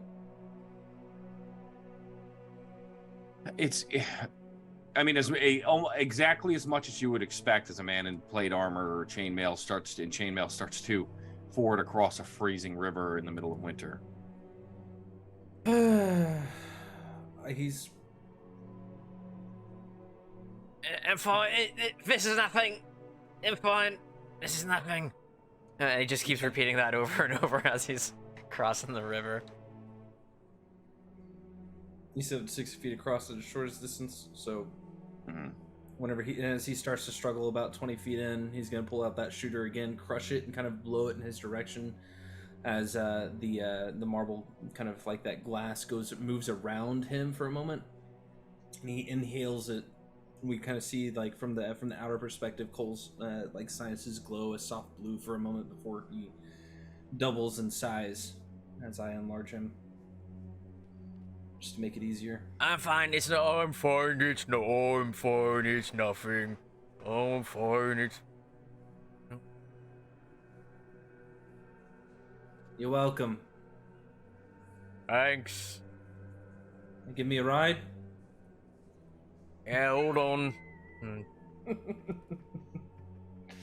Strap everything on and grab him.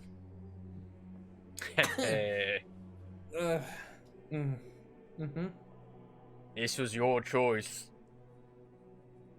Right, so I'll say carrying 10s across, larger now, the water up to just about your shins, you don't suffer another point of exhaustion, but being larger, you are better off than you were, but you still have that 1 point. Okay.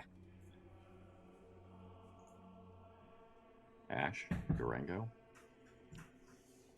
Durango looks at Ash with a bit of an impish smile and goes to take a step directly in the water, but as his foot is about to hit the surface, he plays a note, and his foot just like rests above the water.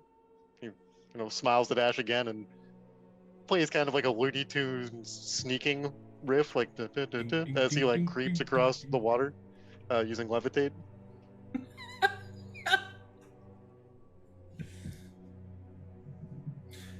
By the way, enlarge only lasts a minute, so as soon as we get to the other side, he's Okay. Is there a weight limit for levitate? No, you just levitate Levitate's yourself? It takes like 500 pounds or something. All right, okay. All right. Great, so you sneak across unhindered by the water. Ash. Fucking fucks. And trudges through the water. Trudges through, and honestly, the second you step in, your feet are surrounded by the water. It doesn't feel cold like you'd expect it to. It is fine. It's just like the warmth Yeah. bullshit.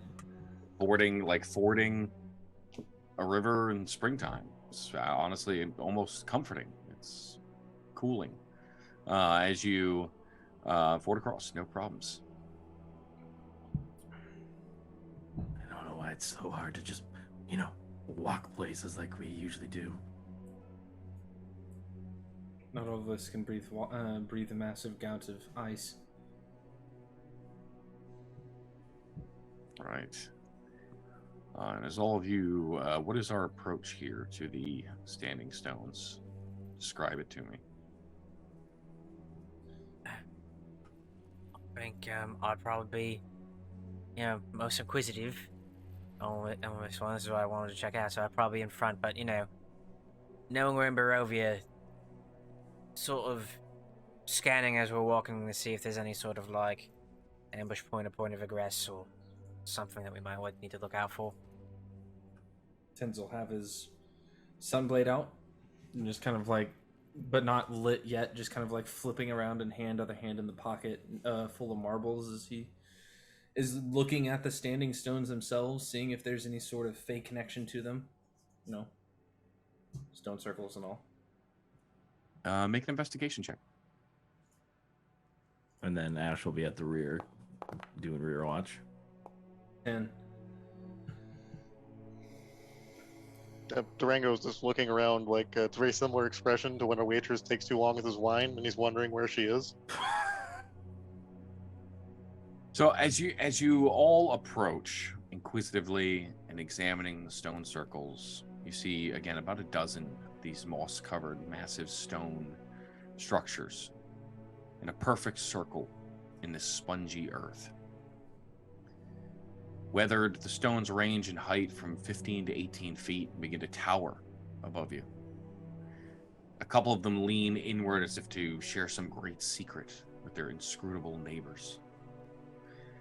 A wary-looking peasant woman lurks behind the tallest stone. You can see it, a rusty lantern, that same glint you saw previously, Cole.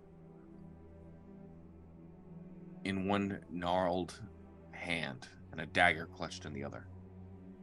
As you approach, oi! Who goes there? You don't look like druids.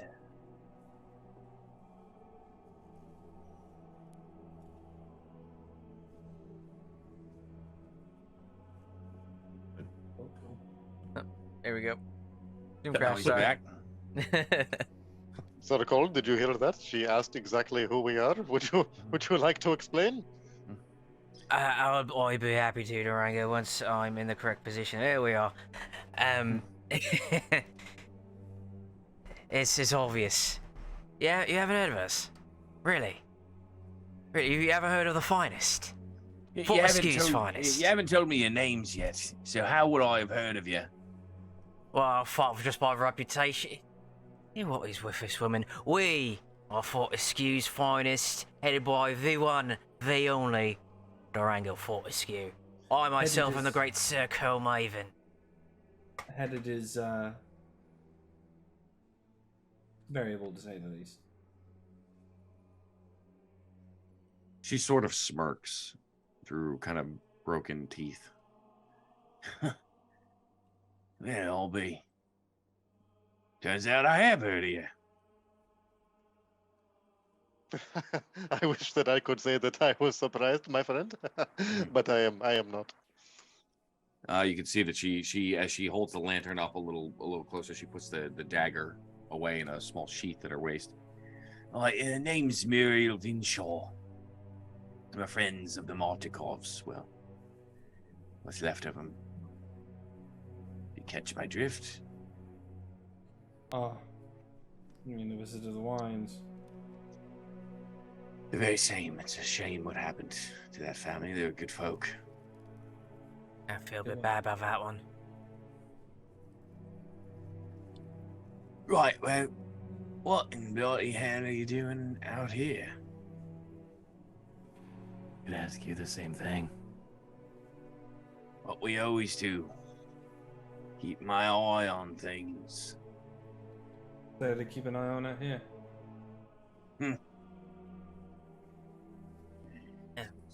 Alas, it's not an answer. Yes, yeah, force is most foul across that river. Whereas it's a awful, awful place. I noticed the scarecrows have filled with some raven feathers. They're hunting you. She spits. Murderous creatures. Under the control of that hag that lives in the center of the town. Baba Lysaga. Not a fan of hags.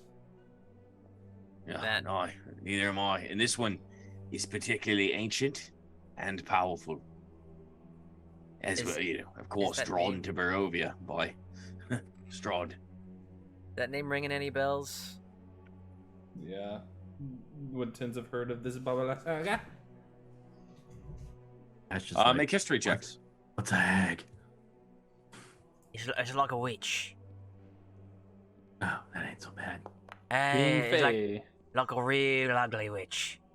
Being Fae and really enjoying stories. Can I have advantage? I got a 13. No. Okay. But here's what I'll tell you. What did you get? I got an 18. 18. Okay. So even with a 13, this name rings a bell because in particular you were instructed that one of the stones that had been stolen was stolen by the hag that lives over here. Right. Stolen one of the stones that was kept by the Wizard of Wines.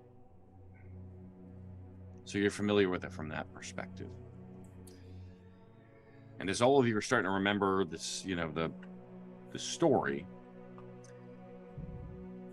she says, yeah, Lysaga periodically would send scarecrows to attack the winery she was always after. There was bits of light. They kept things green in this dark place, but it would appear she got her hands on what she needed. Partnered with those druids. Used to come here to the circle. Haven't seen them though. We Been a killed a while. bunch of them recently. Heard that. Makes sense. They always seem to spring up though, more of them. Cockroaches alike. Skippering about the woods, whispering foul things to stones and trees. What kind of foul things? Who knows? They talk of the land. Like Strahd is some sort of nature god. I don't speak Sylvan, do you? No. Never did learn it. And if you run across one, maybe grab him and say, hey, you know, what are you whispering? I won't be asking.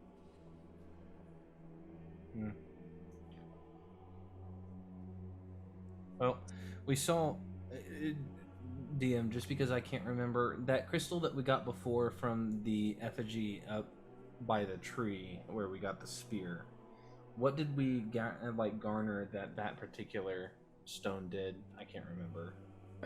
If I recall, what you were able to figure out is it's very difficult. They seem to be very connected to nature energy, right? They give life to lifeless things, right? That all of them put together, you know, like anything in this place seems to have almost a negative connotation to it, right? Almost like some form of resurrection, but in particular, this is tied to the natural world, not like spiritual resurrection.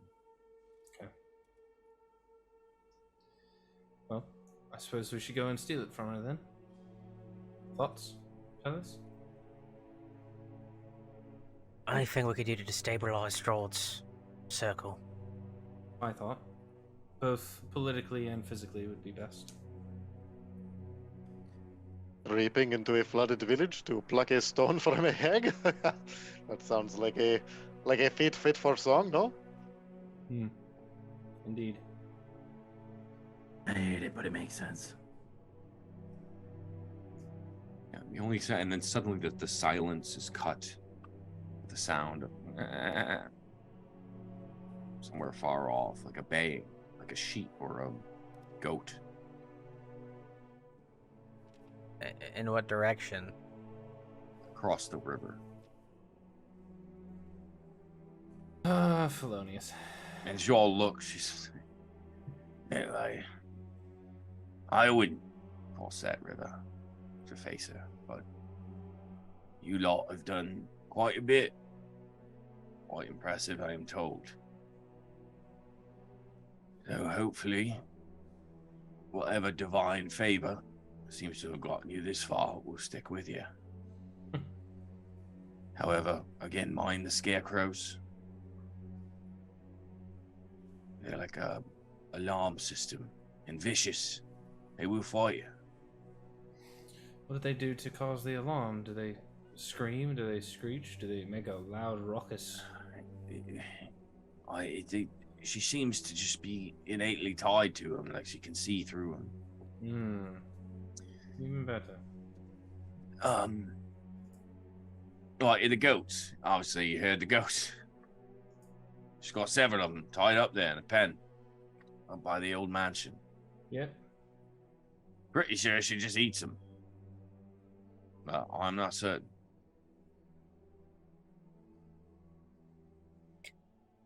How many scarecrows you thinking? We talking 2, 3, or are they scattered everywhere? Yeah. Sort of all over the place, but what I've counted is at least 4. But I wouldn't count on that being it. Enough to cover the perimeter, that's for sure. Whenever you say she lives in the middle of town, do you mean in the middle of town? Right in the middle, yeah. There's a big house carved out of a stump in a tree. Old, dead, vicious-looking thing. Sounds about right. Off the course. The interior, fashioned out of some sort of giant skull. Horrible, horrendous to see. Can't get close, right? Too many have tried. Many have tried. They end up dead. She particularly hates us. What do these scarecrows react to? Is it just people, or can I possibly catch them off guard with some movement away from a certain area? It's hard to tell, right? They seem to attack ravens on sight, so that's about as close as we can get. What sets them off, I'm not certain. And my thought is, how close are those goats? You know, if we're going to set off the alarm anyway, might set off every alarm, let the goats go. Mansion's maybe 500-600 feet from center of town. Yeah. I do remember that much. It was the mansion's on the edge of town. Well, you can barely see it through the fog across the river, and she points. You can see, like, almost through the fog. As she's pointing where the sound where the goat bay came from, there's like a wooden ring, like a ring of wooden stakes that is formed like a fence. You can just barely see the top of it.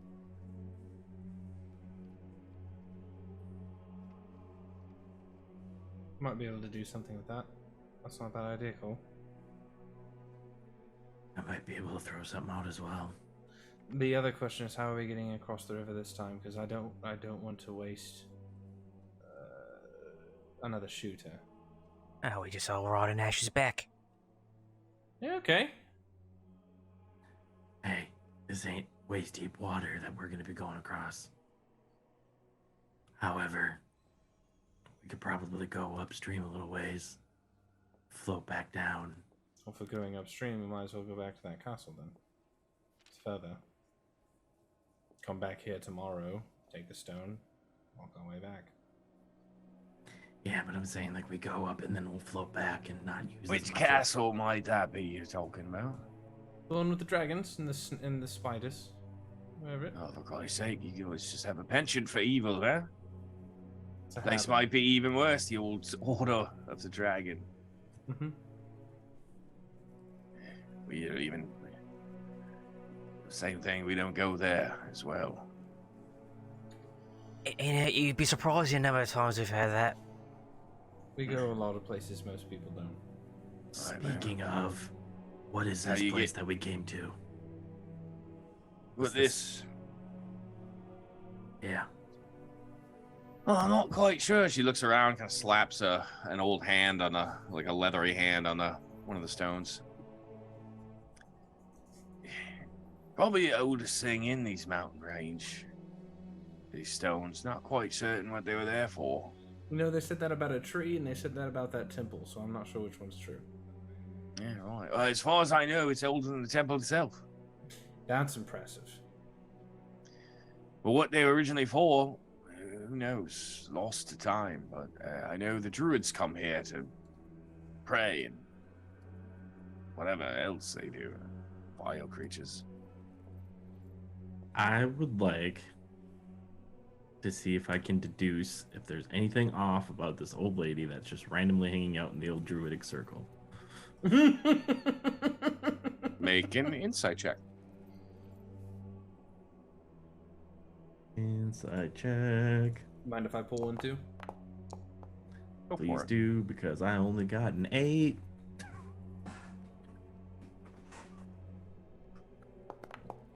As far as you, Ash, I mean, yeah, they're all. She's from Barovia. Got a 28.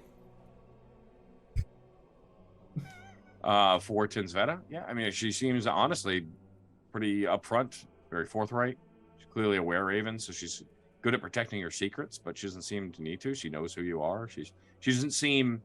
You even see it. The dagger went away. She doesn't seem in the defensive at all, and you can see that despite the fact that she's talking and speaking with you, that her eyes continually seem to dart with a hint of fear towards that other side of the river, right? Like as if like at any moment something can move over there and she's out. But as far as the rest of you, she doesn't seem afraid, right? The rest of you, she seems trustworthy.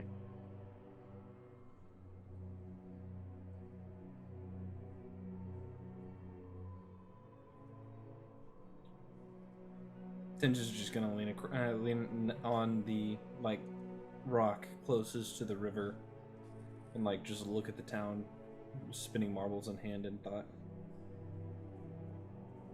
Ash is gonna do a once over, see if there's anything about this place that makes him think of the temple, see if he links anything back to The standing stones, you mean? Yeah.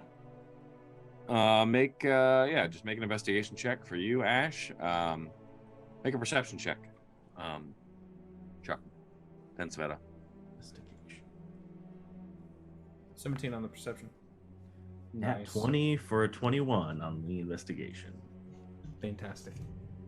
So for the perception check, the in between the bouts of fog that are again they're heavy in this swampy area, you can make out the ruined cottages, right? The old remnants of the town. You can make out the mansion. Every once in a while, you hear the bleating of a goat on the other side of the river. Other than that, you don't hear any voices.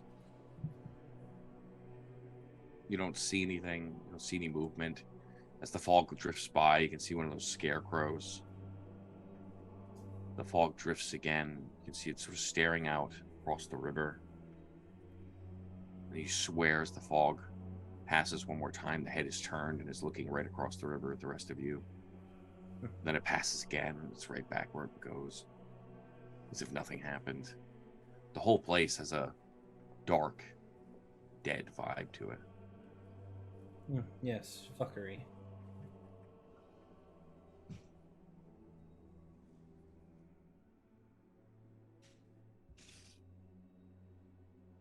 Still not sure how we're gonna cross the river.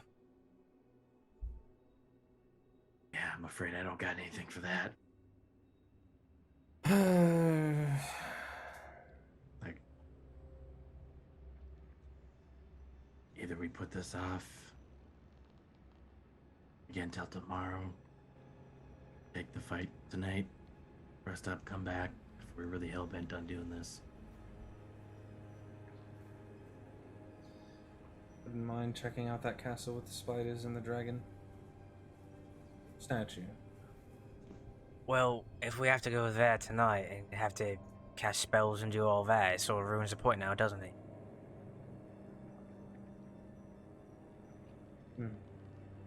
The particular tricks that I employed to cross this body of water with such graceful ease, I am afraid I could not use until I have slept. It's a shame. Sometimes it feels like you just level up and then blow all your powers to see what they can do.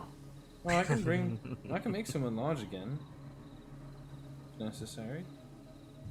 I guess. How tall is Ash? Oh shit! How tall did I make Ash?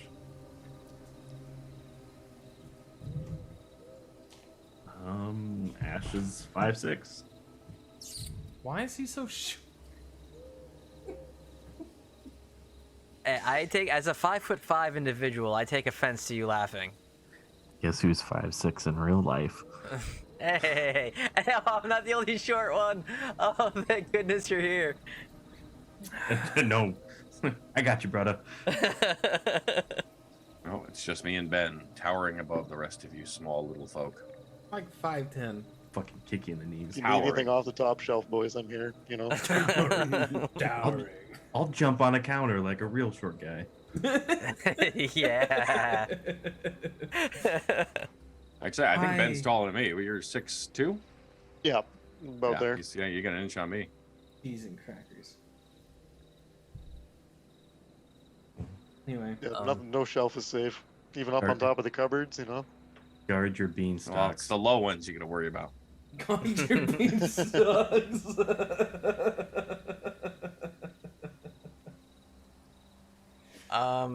So anyway, how are we doing that? We're just enlarging and burying?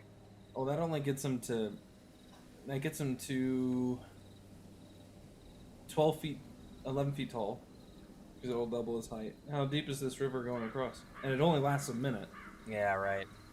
I would, if I remember right, you deduced that it was probably not really any deeper than like 9-10 feet. This shorter, this little... Yeah, but this deeper part here, this part's deeper. We were talking about the part that was... right. Yeah, it's about 350, 400 feet across. Oh, I would get across once. Yeah, exactly. So you'd have to carry all of us. I'm sorry, I go to the were-raven. I've forgotten your name. Mira? I start with the name. I'm sorry. Burial. I literally just gave it to you. It's Muriel. Muriel, sorry. Yeah, I have a terrible memory. You want some company tonight? Whoa. Not at all. I'm not staying here overnight. Are you kidding me? Oh, what did I find with my investigation of the standing good rocks? call. Really not. Honestly, not much. I mean, whatever symbology had been carved into him, or whatever has been covered over with moss. The only thing you think you find is you start to like brush some of the moss away, and you find some like old carvings. It's really rudimentary and crude, like animals. You can see like a bear on one. Maybe you make out like a crow on the other, or an eagle. You can't make sure some sort of winged thing. You could see, but that's it. Other than that, you don't garner anything else. How tall are these stones? Some of them go up to 18 feet. How far away from the river are we? They're maybe 100, 120 feet. Ooh. Are we on a hill, or is it just flat? No, it is swamp. I got nothing.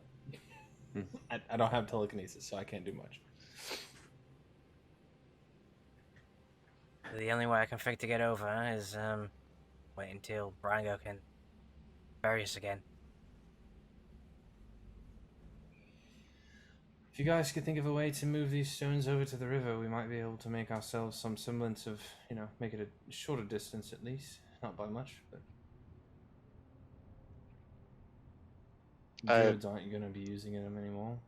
I feel, Mr. Tins, that by the time that we accomplish such a feat, I could probably fly us across the water once again anyways, no? Yeah, but it just makes it easier on you. Sorry for even offering such an idea.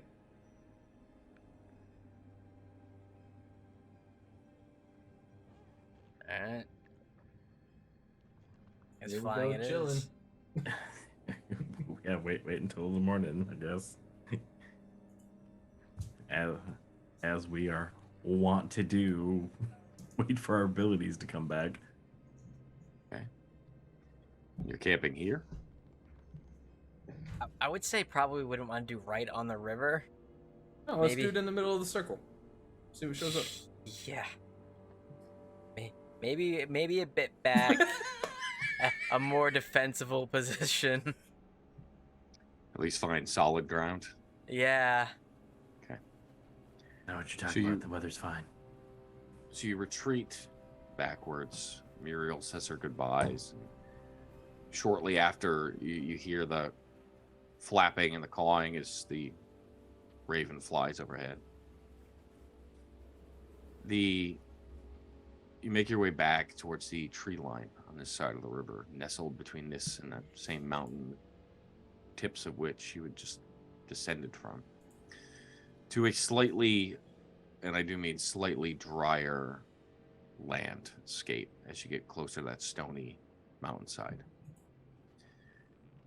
Most of the area is cold, wet, swampy mud.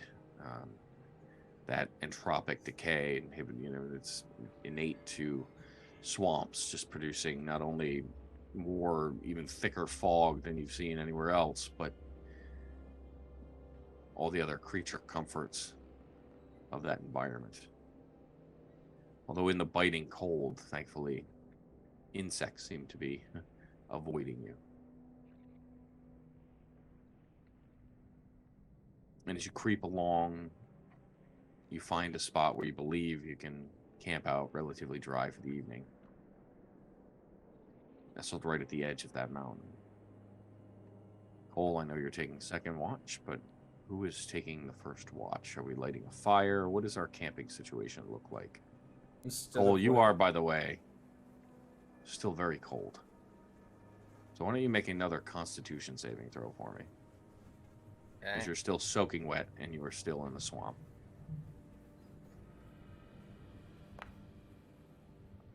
Jesus, that's a 5. Buddy. Right, so just that short trek, you take another point of exhaustion. Jeez. You folks are gonna have to set up camp. I need to get some heat. I can't feel my toes. So cold. Well, you've been taking terrible care of yourself. Come to Durango. Okay. Durango snapping his fingers aggressively at him, shaking his head and clicking his tongue the whole time. If you give me tomorrow, I can give you a campfire wherever we are to help warm me up a bit. Can't do it today. I mean, I could just start a fire, mate. Yeah, but I can do it instantaneously. You don't have to work for it. I think I need fire now, not tomorrow. I know. That's why I'm saying I'm sorry. Are there any rocks on the ground? Yeah, plenty of rocks. Ash grabs a decent sized one, uses prestidigitation to heat it up. Keep you warm for about an hour at least. Help you out a little bit. I guess I like sit on the thing. I like sit like with my legs crossed and like the stone right in the Take center. your socks off and lay them across it. Yeah, you know. Adding to the fog as the steams.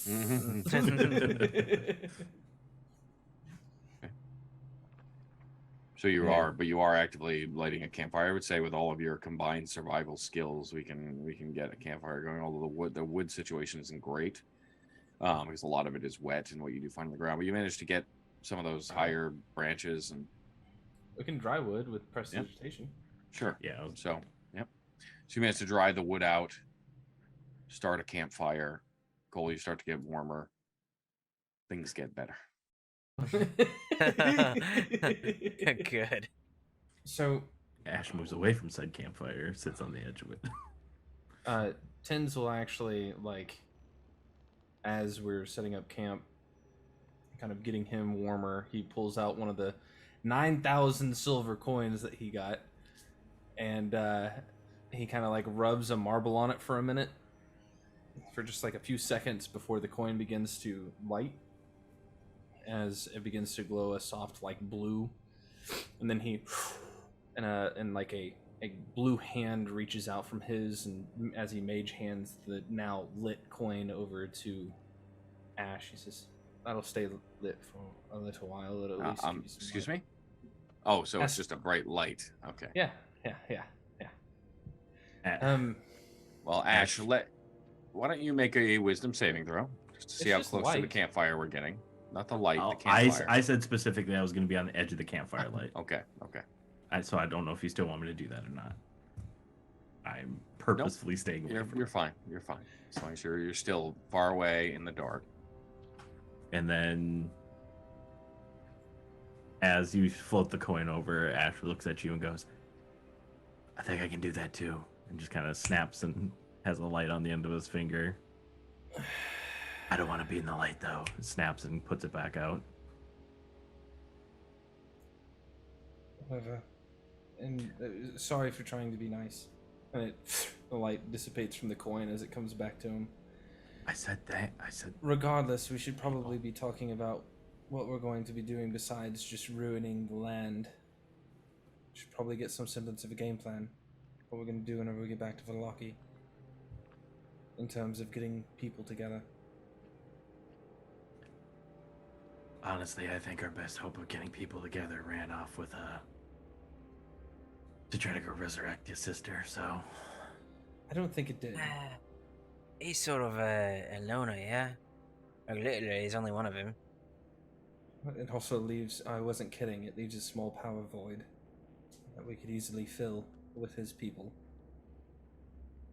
That one runs off. With the people are obviously hearing about us. Surprisingly, in my opinion. We could get them together. Talk to the Countess, talk to the Burgermeister there in town. He's just gonna want to throw more parties, mate. He's not gonna want to help. While that's true, we could weigh them against each other, right? Glory for glory. I mean, if anyone can convince him, it'll be Durango. Or we could just kill them both. Leave another power void in place. Nah, mate, you don't want to just... These people are suffering enough. We're trying to get out of here and, you know, we don't need to... Well, they're not Sounds the same. exactly... They're not good people either. Oh, no one is here. Like, no one you've met here is a good person. Not a single one. I can honestly say without a doubt, I agree with that statement.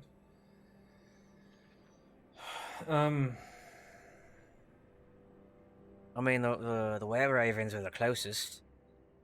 Yeah, Yes. you know, I don't know how many of them are left, you know, but... Well, I should take that back. I think that the people at the Blue Water are decent people. But now that they've had their families slaughtered, it makes things difficult, yeah? Yeah. So we get the girl back to we get the dress up to Kresk. Yeah? How's she playing all this? I'm real uncomfortable with that. Sorry, Ash, you were saying something? I know. I forgot that's kind of what we were. What we were in the middle of doing when we decided just to go tiptoeing through the tulips here. You know, I did ask if it was the correct timing for it, but we had a couple of days before the dress is supposed to be made. I'm sure it's ready by now. Just hope Strahd hasn't gone through Vallaki and slaughtered. Oh, our friends there. Yeah. Yeah, guarantees. Especially It's all set off a few dominoes. That's what I'm saying. What's the plan? Van Richten is a lost cause. The mad wizard out in the middle of the woods is mad. Kresk isn't exactly hopeful. We got Ismark. Woohoo! It's better than nothing, mate. I think we got the Whale Ravens, we got Ismark. We haven't even here's the- tried talking to the Platinum Dragon or whatever, folks. Well, I think that's what that castle is. Fossils. The thing is that we can use the distraction of him taking that girl to Castle Ravenloft, because that was always the intended plan anyway. To distract Strahd and whatever vengeance he may wrought upon them. That insane plan. Move from there, you know? This, You of have no course, choice. assumes that brave Circle is willing to let this abomination of his faith continue walking the land. I am sure that he has feelings on this matter. Kind of leans in towards Cole with an eyebrow raised. While But, that may be true, Rafanda's message is still going down. Might we deal with Strahd first? Seems more pressing. well, that's my point. And I said it before, and I don't think it's a terrible idea.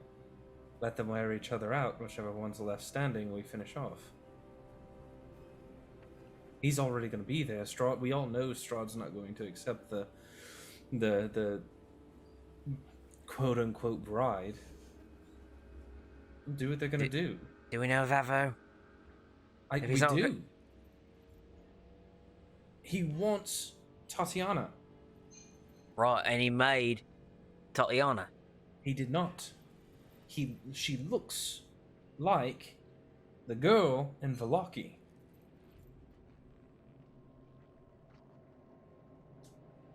Well, at the end of the day, and Cole, I think you'll be able to agree with this to a certain extent too. We just need shit to throw at what I'm sure is the undead army, or whatever bullshit he has. Basically, we know what the layout is. Yeah, go ahead. Sorry. We need the I don't know why. I don't know if we cannon fodder. I don't know if they got cannons where you guys are from, but Casota might have something like that. I'm not sure, but yeah. Where's the sketches tent? He pulls out the notebook and he starts handing them off. Regardless of whether or not that's true, if we can just have them in one room. The abomination is not necessarily the quote unquote messenger of Lathander. It's the creature that it's made that he's going to be sacrificing to this devil. Right? Basically, all we need to do is get past his castle walls. I tried, poking a hole in the model, maybe, wishful thinking there, but we need to get inside to a place where Strahd's vulnerable and then attack him somehow. Whether that be during a wedding, or where he's distracted, or whether we get the, whatever Lathander sent. If we get him to do it, doesn't matter. We just need to cause a distraction so we could get there and kill the motherfucker. That's my point. Or at least put some semblance of an ambush in place to finish him off once he gets back down to his resting place. Yeah? Alright, he's got that. Forgot about that. Where's that on the map? DM, do we have just from the first floor up, right? We don't have any dungeon things going on down underneath? Nothing below. Yeah, nothing as far as like crypts or dungeons. Yeah. Because I'm assuming he has some semblance of a dungeon. He's a castle. I would assume it's typical cells, kind of like we saw in the underneath the house, the haunted house in Barovia, the city of Barovia. how committed do we think Strahd is to getting Tatiana? Based off of what he was saying, pretty much fucking anything. Ash shifts into Tatiana. That's awful selfless of you, and I'm thoroughly surprised. I mean, it's not that simple. Ash shifts back to his changeling form. You notice now it's a little more blue-gray than it was previously. DM, it was the messenger up on Kresk that I got the weird tickle in the back of my brain that feels similar to whenever I do telepathic shit to other people, right? It wasn't Strahd. Right. Okay. Yeah. I mean, And just for reference, Tatiana was the original. Irina is who you guys are Irina. talking about. Correct, Sorry. correct, Yes, correct. Irina. right. I mean, I think it's just safe to say he's We know he went after Durango. Maybe Durango plays into the whole, wants to be undead thing or whatever. Are you suggesting, Mr. Ash, that we bait our trap with the most sweetest and most tempting of treats? I, the great Durango Fortescue?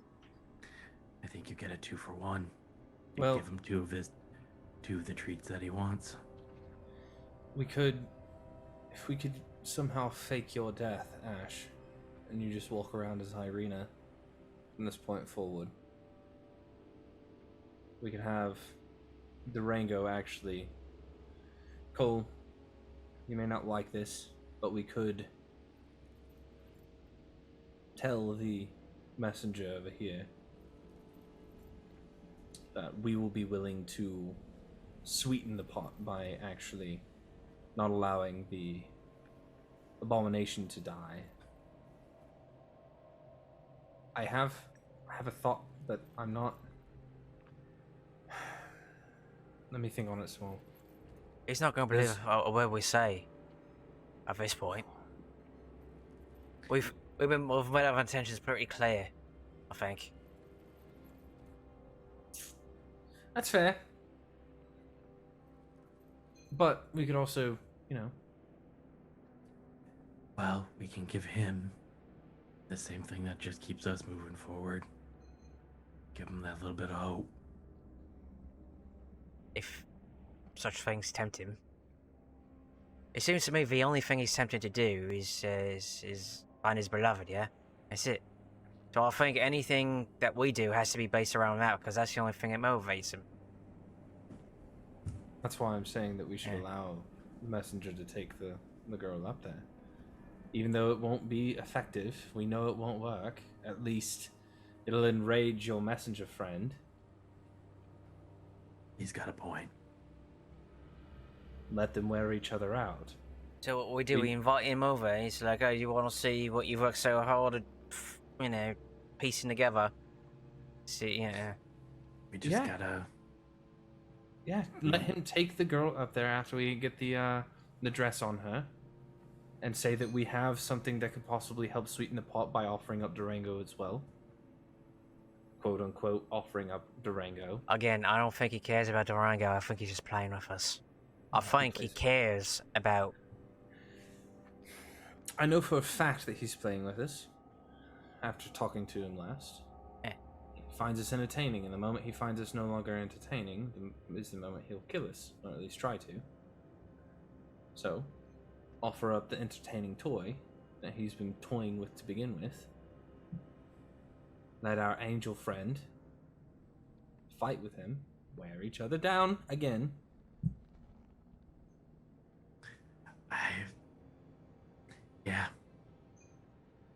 I'm inclined to agree, because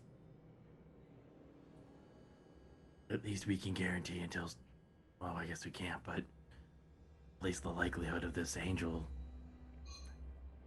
dude getting pissy with Strahd pretty high. Yeah, at the end of the day, we gotta make sure that it's just gonna be us four.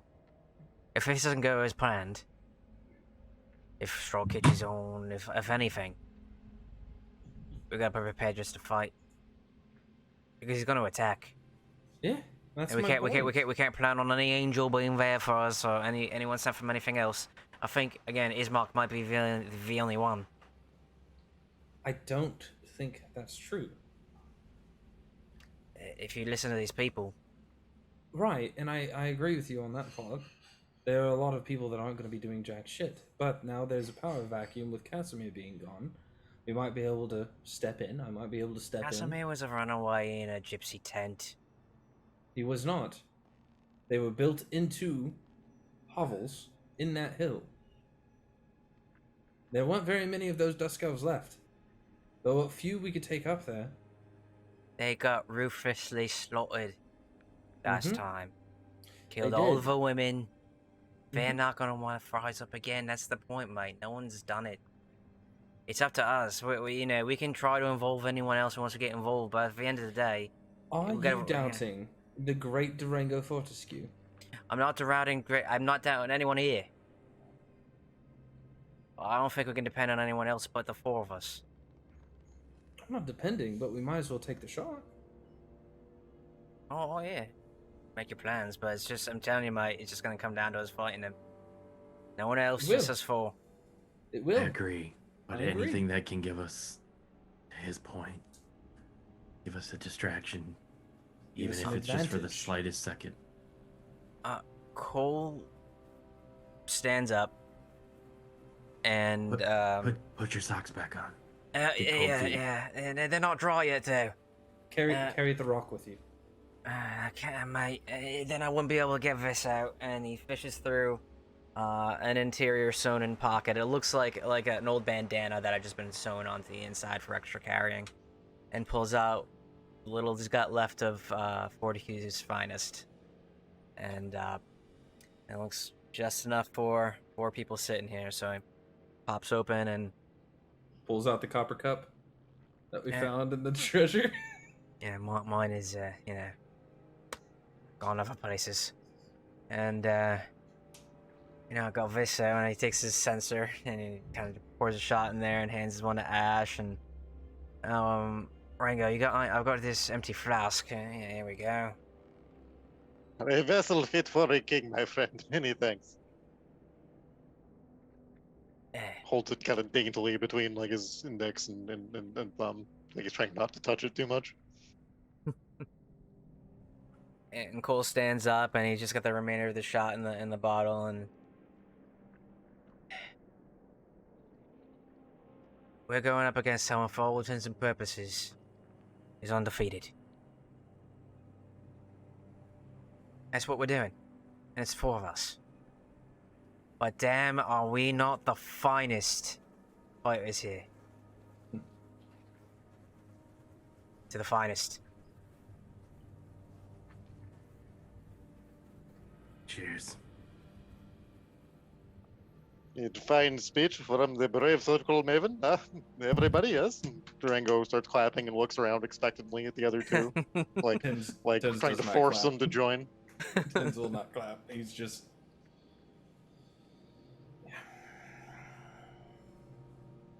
Ash will give a slight. Realize nobody else is clapping and stop.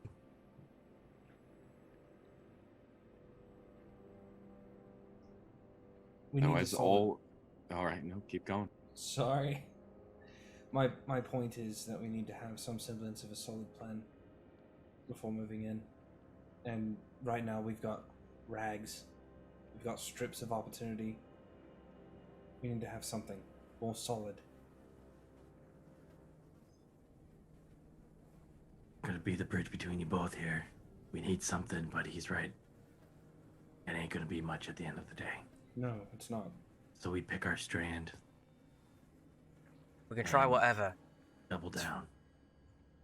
Try whatever, it's fine with me, but when shit goes to hell, and it will, just hope we got enough marbles. Yeah. I do I lose say- them quite often. I say this stuff's on the way. Let's clear out this village. See if that maybe helps. Maybe we find something beneficial. Clear out the Haven't- castle. Same thing. Maybe it helps. Maybe we find something beneficial. We get back, get that dress. Let the guy walk his stupid thing to the gates. And while he does that, hit Strahd from the sides. And hope for the best. Sounds like a plan to me. I still think we could probably do something with Velaki. We can try anything, mate. That's what I wanted to hear. I just don't want to delay it anymore. So whatever's on the way, let's get it done. Yeah.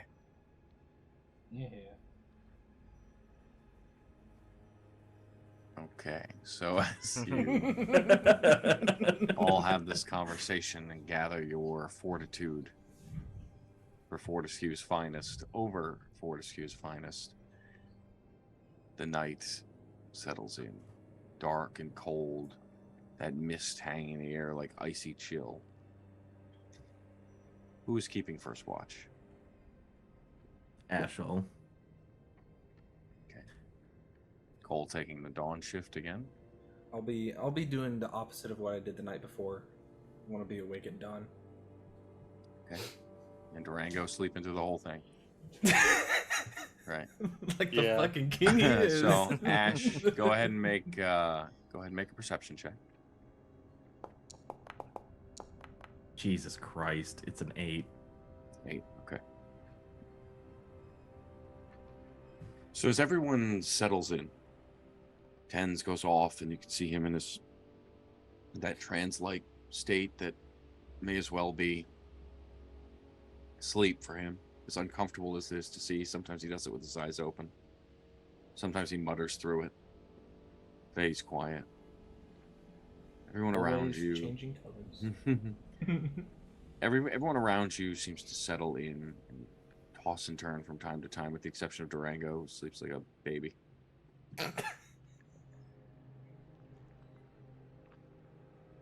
And you're just sort of peering out into that misty swamp. And your eyes do that tunnel thing, like when you're about to fall asleep. Your body sort of jerks for a second. And in that icy mist, a figure.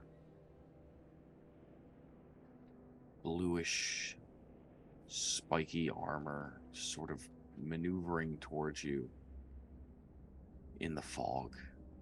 And it suddenly is beside you, as quickly as you saw it. Such delicious sorrow and pain. It is nourishing, Ash. And you have done so well. To take my gifts beyond that cursed prison.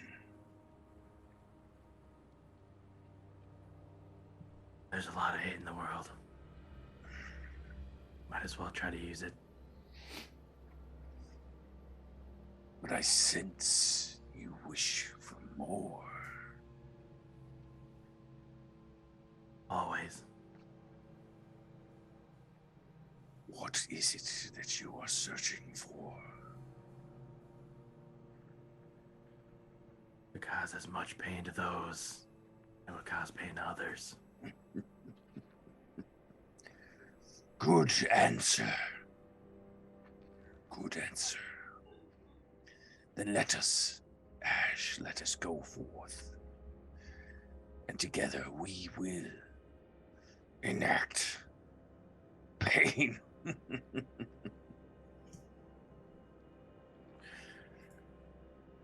And then you suddenly suddenly as it happens, you like wake up and you're just sitting alone in that mist.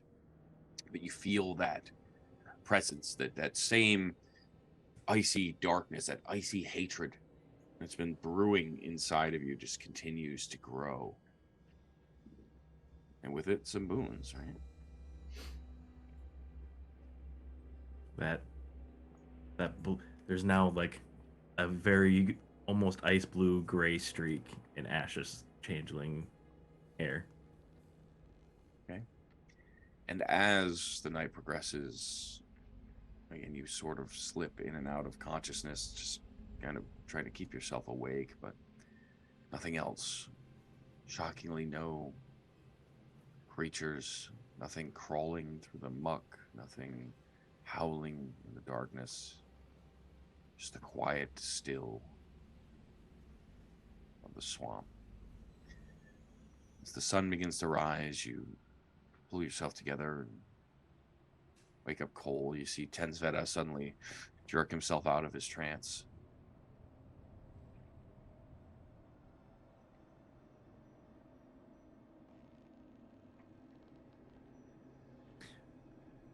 All right, you're up.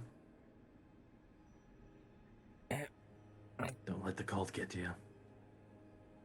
Yeah, I'll be fine. And he Never bothered me anyway. grabs a spear and sort of draws out, like a circle in the earth, and like onto the north and south of it, you'll have two little burning piles of incense, and he's gonna do his morning dawn exercise routine. It's a little bit Tai Chi in the way it looks, but you know, more combat oriented, but that same sort of flow. Tens is going to like sit off to the side near one of the stones, watching him doing it for a little bit before he pulls out a couple of marbles and kind of like starts scribbling on them. All right, why don't you just both individually make perception checks then?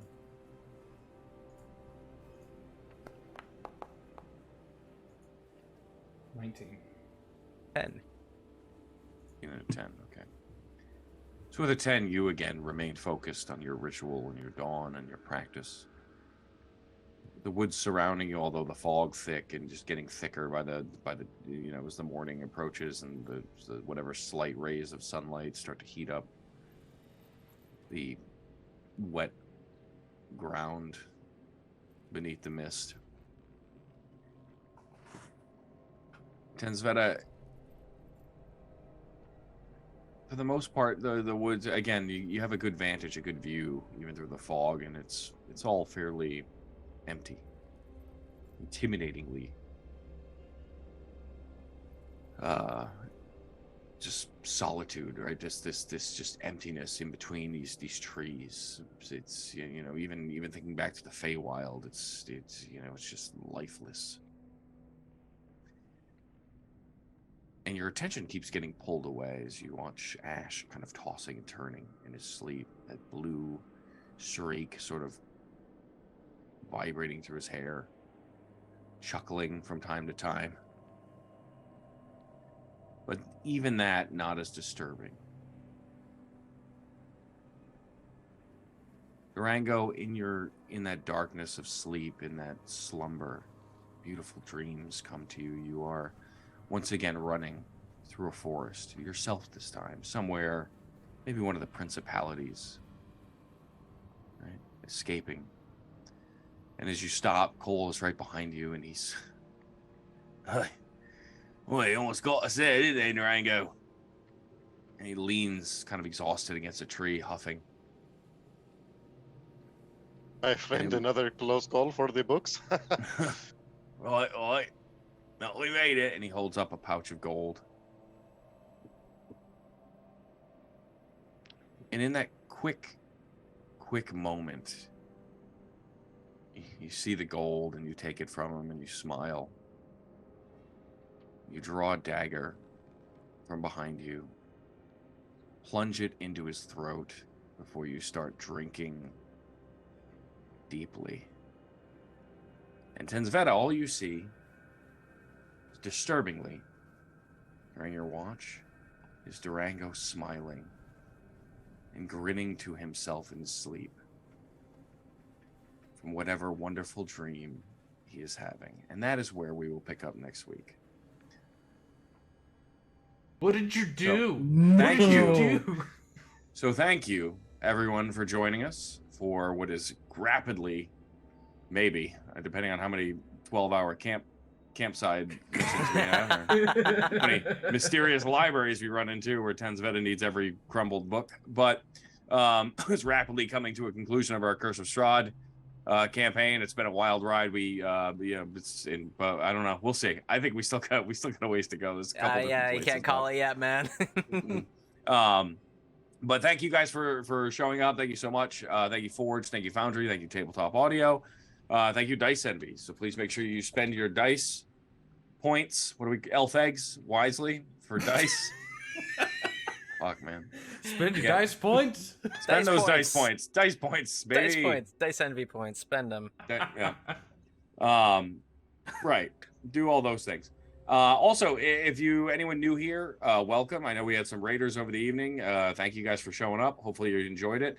If you guys want to get caught up, I just painstakingly over the course of the last week have put everything on YouTube. So we're still a little lacking in like subscribers and stuff there because we haven't really done much with it, to be perfectly honest, since we started it. But this episode will be up probably Monday or Tuesday. I haven't come up with a schedule yet, but it'll definitely be up Monday or Tuesday at least.